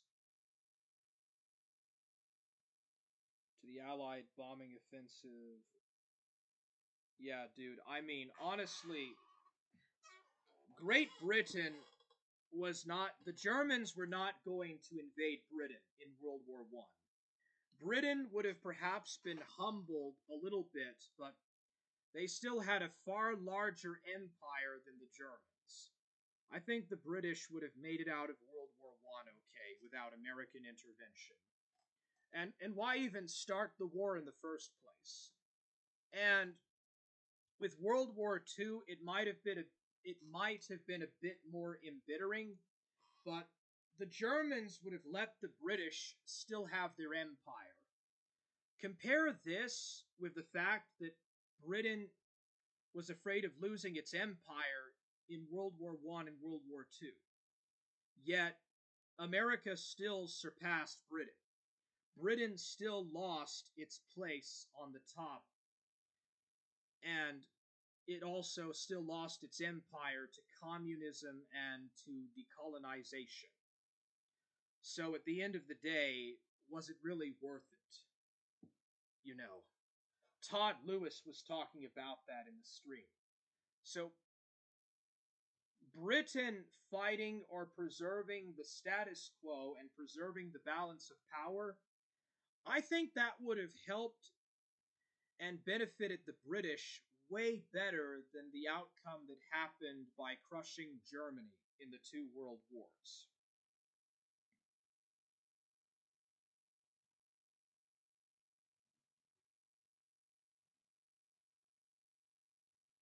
Especially in groups, trash always follows them in their wake.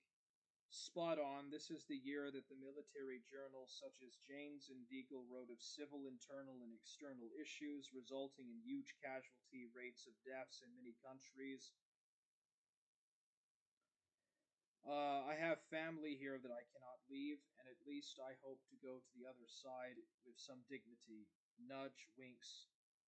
Protect your family at all costs. That's the best thing to do before the other side. I doubt that Brits are going to do much before it's too late. It's like the frog in boiling water. They're going to get slow cooked into. Again, I can't talk about that on YouTube. I hate to be such a doomer. Oh, you're right, Code of Truth, or Comrade Stalin. Sebastian Moran, no, you are right. I was talking about this for years, and now the locals are just about the mirror image with me. Now, okay, dude, I cannot talk about that kind of stuff on YouTube. I just cannot. So, the bottom line, World War One could have been very easily avoided. Uh, we did not have to get involved in a European civil war. World War One and World War Two, the Second 30 Years' War, 1914 to 1945, could have been easily avoided. The balance of power could have been maintained, and it was not our business in America to get involved in a European civil war like that. So, I'll do the second half of that stream, Open Door, Great Repprochement, World War One, and the Russian Revolution next week. I am your host, Imperator of Forge. Thank you for watching. The German Empire would have definitely been a better alternative to the Third Reich or the German Democratic Republic. The Japanese Empire would have been a better alternative to the People's Republic of China, and the Russian Empire a better alternative to the